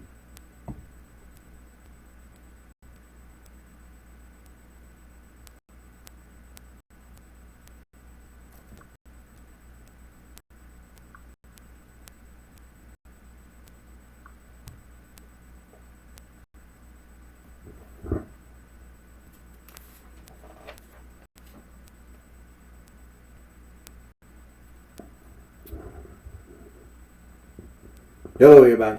My name is Eric D. Johnson, also known as BrightShine, right here in the city of Memphis in the county of State of Tennessee. Today is Sunday afternoon, September the 4th, 2022. And what time is it? 1:15 p.m. And this is part 2 of the same video. I want to put, 8 hours. Well, anyway. I didn't fit. Well, I'm gonna have to go over here to the let me check over here. I'm still on the newspaper.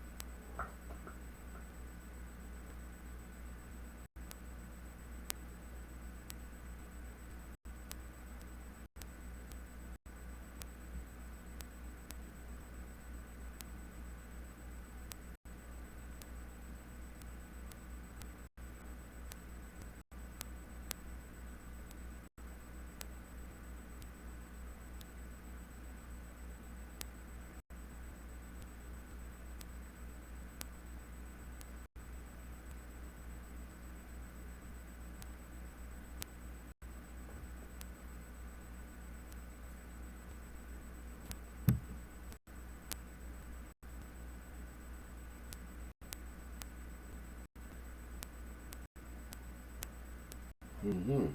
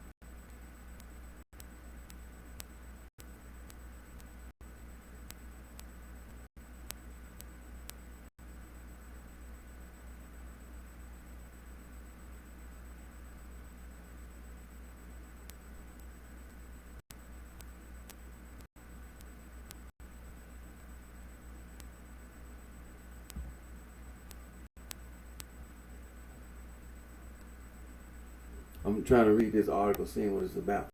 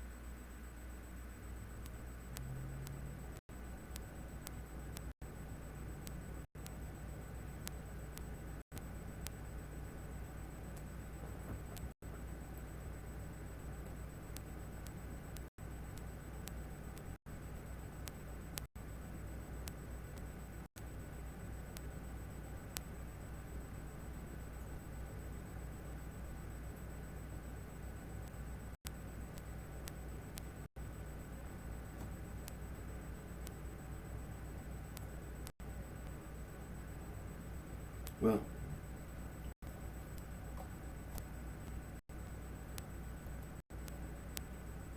let me click back over here. I'm still on that same newspaper. I was trying to read one of the headlines here. Let me check this out. Excuse me.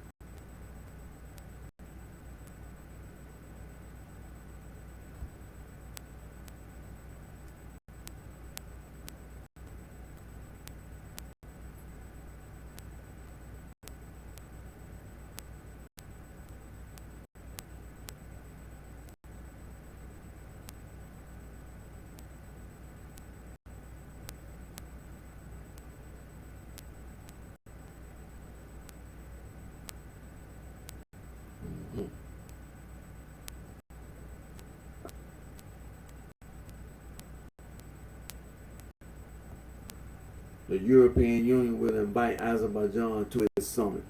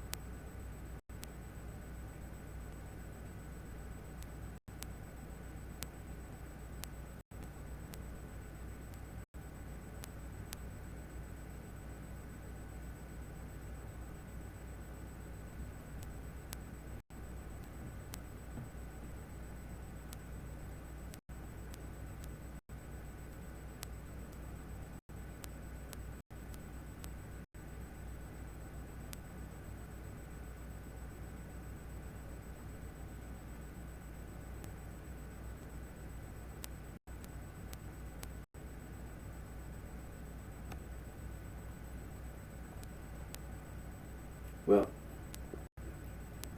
didn't really see anything. As you know, in the news, they've been talking about this nuclear facility in Ukraine that's not the biggest news on the war in Ukraine. So, but I've been reading this Azerbaijani newspaper, and Azalik. Like I said, please forgive my pronunciation. What time? Oh, well.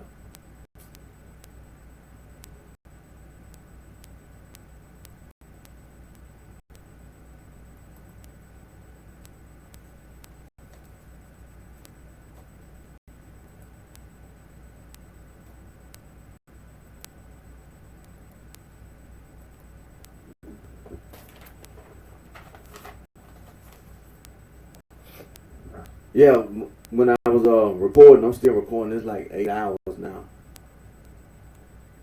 But my Facebook Live, when it gets to 8 hours, it automatically. So I was sitting there and I looked. Oh, so this part two again. This part two of my Facebook Live, same video. But let me check one thing right quick.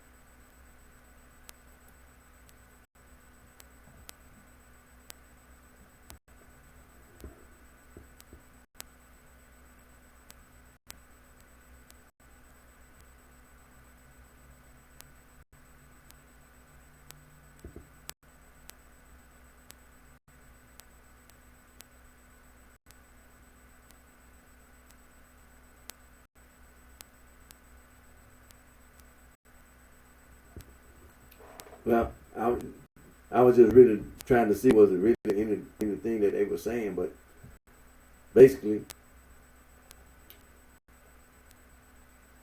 with the United States giving so-called weapons to the Ukraine, but it hasn't really just given them any advantage whatsoever.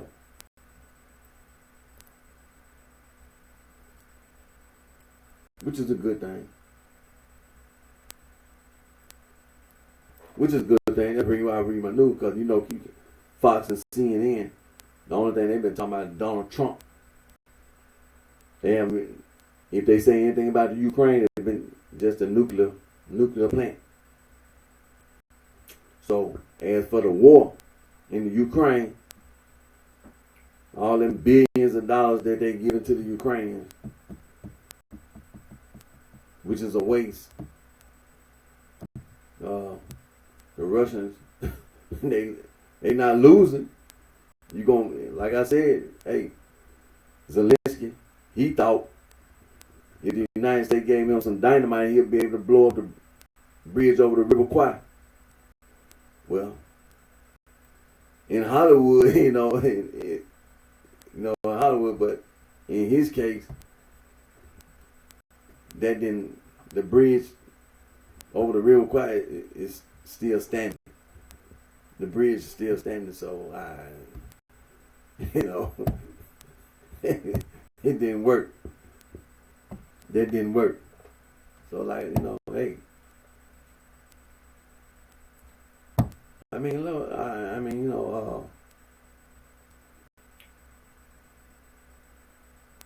It really was a senseless thing for the Ukrainians to hype themselves up over nothing.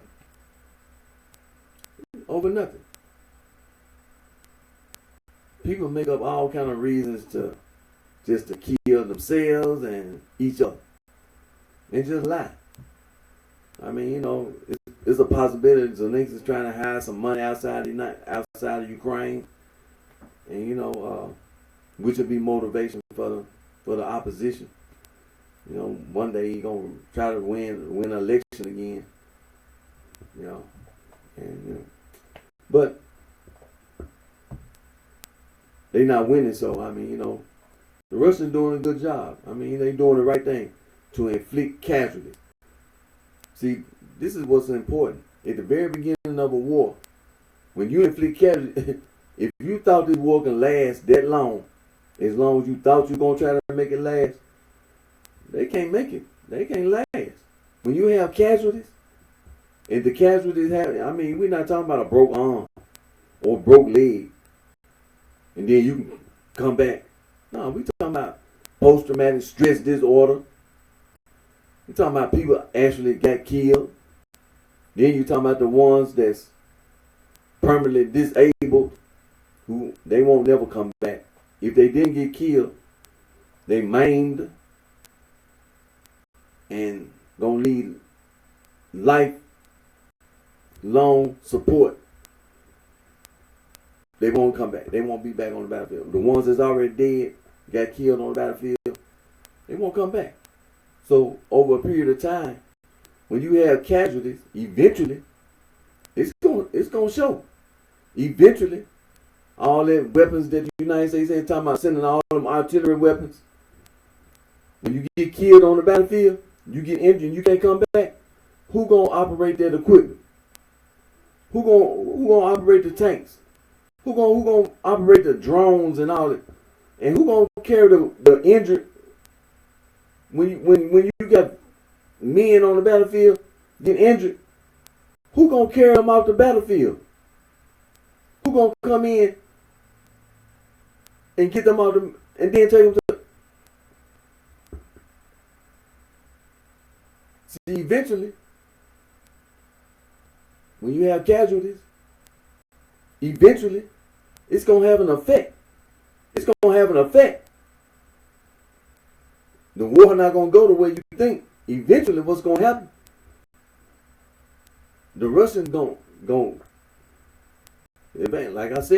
like I already said, hey, attack the air defenses, Western Ukraine, The Russians when you have casualties, talking about you trying to do something now. See, when you listen to people in the United States, things ain't going the way you thought it was gonna go at the very beginning. You thought you were gonna use them missiles and them high explosives. It didn't work. That was one of them momentary things. But hey, that didn't work. For the long run, I mean, it may have been a momentary, seemed like a momentary win. But it's like a busted nose. You punch me in the nose, and I got a nosebleed. I might have even got a broke nose. But hey, a broke nose, it'll heal. May take some time. A nosebleed, it might be bleeding now. But get some tissue in. And your nose will stop bleeding. That's about what sums it up at the very beginning. But hey, now it's a difference between then and now. Things ain't going the way you thought. And in the long run, you're going to lose. Because you're losing now. You're losing now. It ain't no kind of hey, let me tell you something. This ain't fight for football. This ain't fight for football. I'm talking about you down 2-1. And you're going to count on getting a goal, and then you're going to not only get a goal, then you're going to take the lead. Oh no, this ain't the fight for World Cup. This is war. When you lose, you lose. And when you lose, you look at what you're losing.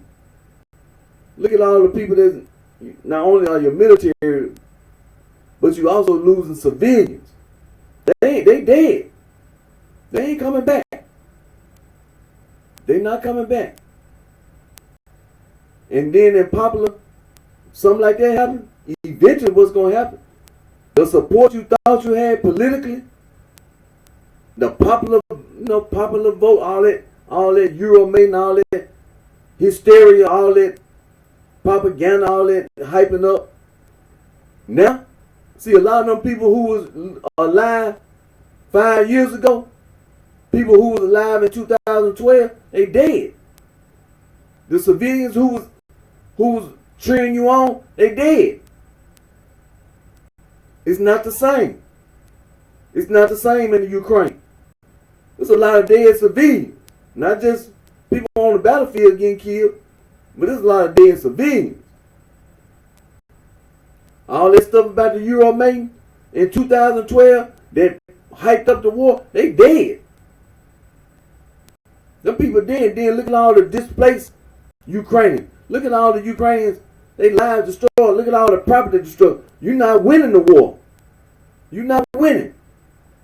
Because see, the missiles still coming. Like I said, hey, the Russian Air Force and the Russian Navy, a lot of times it's been just the Russian ground force that get the news, but hey, Russia has got a military. They got a Navy, Air Force, Marines.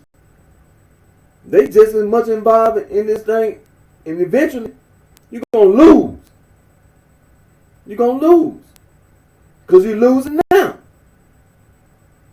You're losing now. And this is war. Like I said, hey, this ain't fight for football.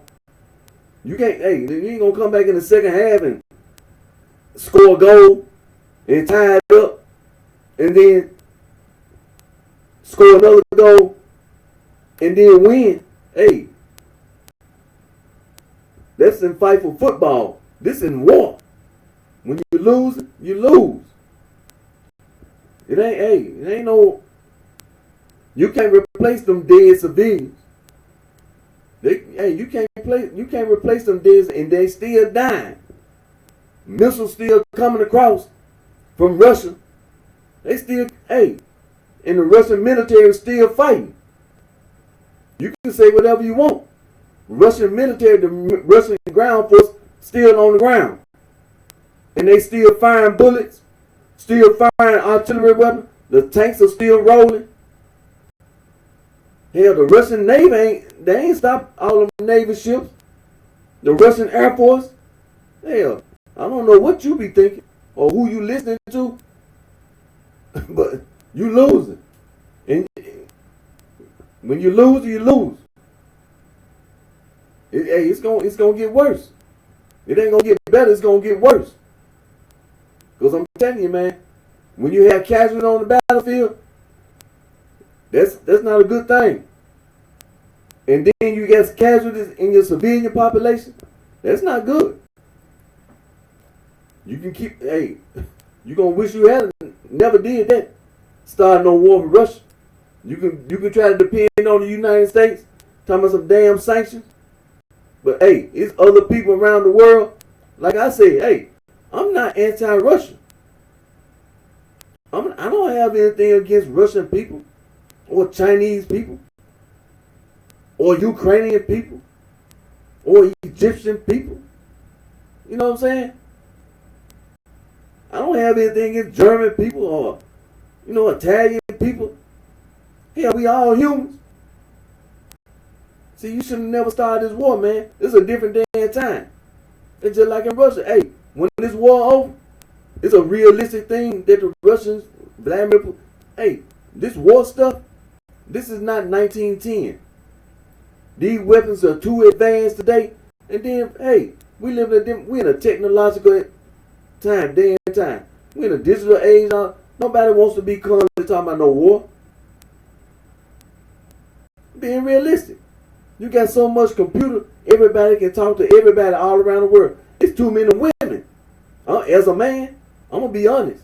It's just too many. It's too hard to even look, to be online, because it's too many women. It ain't just women in your own community. Hell, everybody around the world can talk to everybody. Everybody around the world can talk to everybody. It's too many damn women. I'm dead serious. I'm just being real. Who wants to spend their time talking about war? It's like that old saying, man. People want to have sex. I'm just being realistic. Don't nobody want to have no war, man. It's a different damn time. People want to have. I'm just being realistic. People want to have sex. These women want to get pregnant. They want to have their own reality show. I'm being realistic. Hell, I'm not lying. I'm just being realistic. This is the damn time we live in. Nobody wants to. Nobody wants to have a war, man. This is not a criticism of Vladimir Putin, President Putin. We just being realistic. When the war is over, the people in Russia, what make you think them Russian women want to be sitting around talking about war again with anybody? What make you think the people in the United Kingdom want to be still talking about, hey, them women want to have sex, man? And then these men, that's all they think about. Trying to have sex with the women. So, I'm just being realistic. When this war is over, when it's finally over, I guarantee you nobody around the world want to be constantly talking about no damn war. Because it's not going to benefit. They ain't getting you nowhere. See, it be the same individuals who had this dream. They just can't get somewhere and sit down. They always sitting around dreaming up stuff. And just get somewhere and sit down, man. We're going to sit here and watch TV. We're going to be online.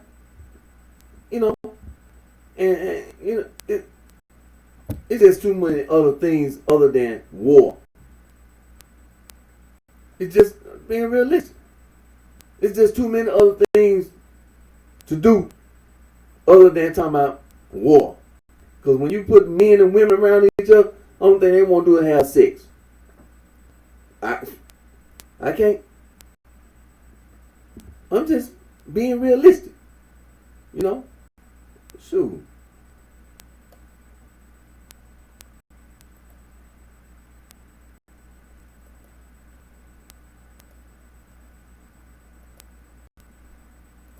But like I said, hey, the war war not going the way the people in Ukraine thought. A lot of people did. That's a hard fact. Hard fact. You can think about 12 years ago. I mean, you know how many years ago it was. In what, 2000, when the stuff started. And even a few years before that. All this hyped up propaganda. A lot of them people dead, man. You were talking about war crimes and all that. The people that you were talking about, some of them people was walking around hyping up all this. They dead. They got killed in the war. They dead. Then look at all the people that's been displaced. I mean, this is a hard reality to have to face. You ain't win. It's a hard reality to have to face, man. You don't go around starting all these different wars and stuff, man, because it ain't always no guarantee it's gonna go the way you think it's gonna go. And here it is, the case, Ukraine. You thought you could depend on the United States. Hey, it ain't go the way you thought it was gonna go, and it's not going the way you think it's gonna go. Like I've been saying over and over, the Russian Navy, the Russian Air Force, hell, they'll pick up a rifle. I mean, it might be Navy, but hell, what make you think they can't pick up a rifle and just start shooting? What make you think the Russian Air Force can't just pick up a rifle and just start shooting? That's another 100,000 some men. They can just start. I'm talking about, instead of using airplane, they can just get on the battlefield and just start shooting bullets. And they've been killed over 100-some thousand Ukrainians. The war will be over. That'll be it. I mean, you have to be realistic sometimes. You're not winning now, and you in the long run, when you keep having casualties, in your case, getting weapons from the United States not gonna help you. I'm quite certain right now, President Putin ain't really interested in they gonna go and take the Ukraine, like I've been saying. Hey, might well attack Western Ukraine and just take the Ukraine and just forget about it. And move on to something else. Because I guarantee you, after this, talking about some war, you leave these men and women around each other, just like I was reading the Sirach, the wisdom of Sirach. A good woman, hey, that's all a man needs is a good woman. I guarantee you, talking about some war.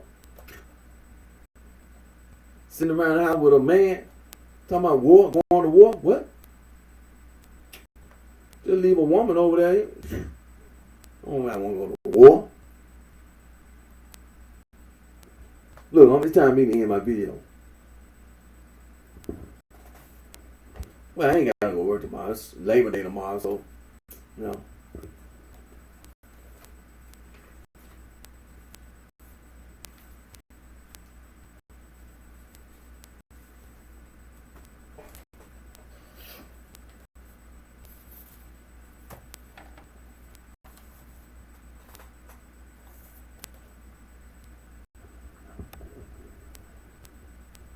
Look, my name is Eric D. Johnson, also known as BrightShine. I live right here in the city of Memphis, in the county seat in the state of Tennessee. Thank all my fans, my support for your continued encouragement, support, and always put God first. That's the most important thing of all. You know, always thank God for all the blessings and the guys God provides us all with. And, you know, continue to pray for peace.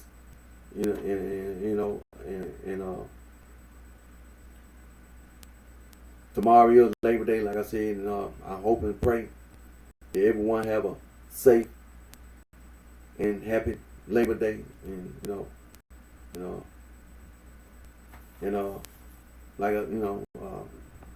so-called war in Ukraine. You know, maybe they'll find some evidence on Zelensky and that he tried to steal some money out the treasury, and and then try to have some other person try to hide it somewhere.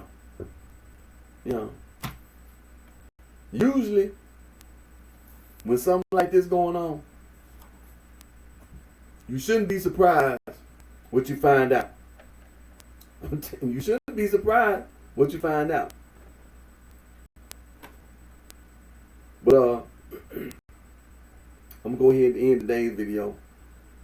Guess I can give me something to eat and take me a nap. But you take care of yourself. Wish each and one of you very best.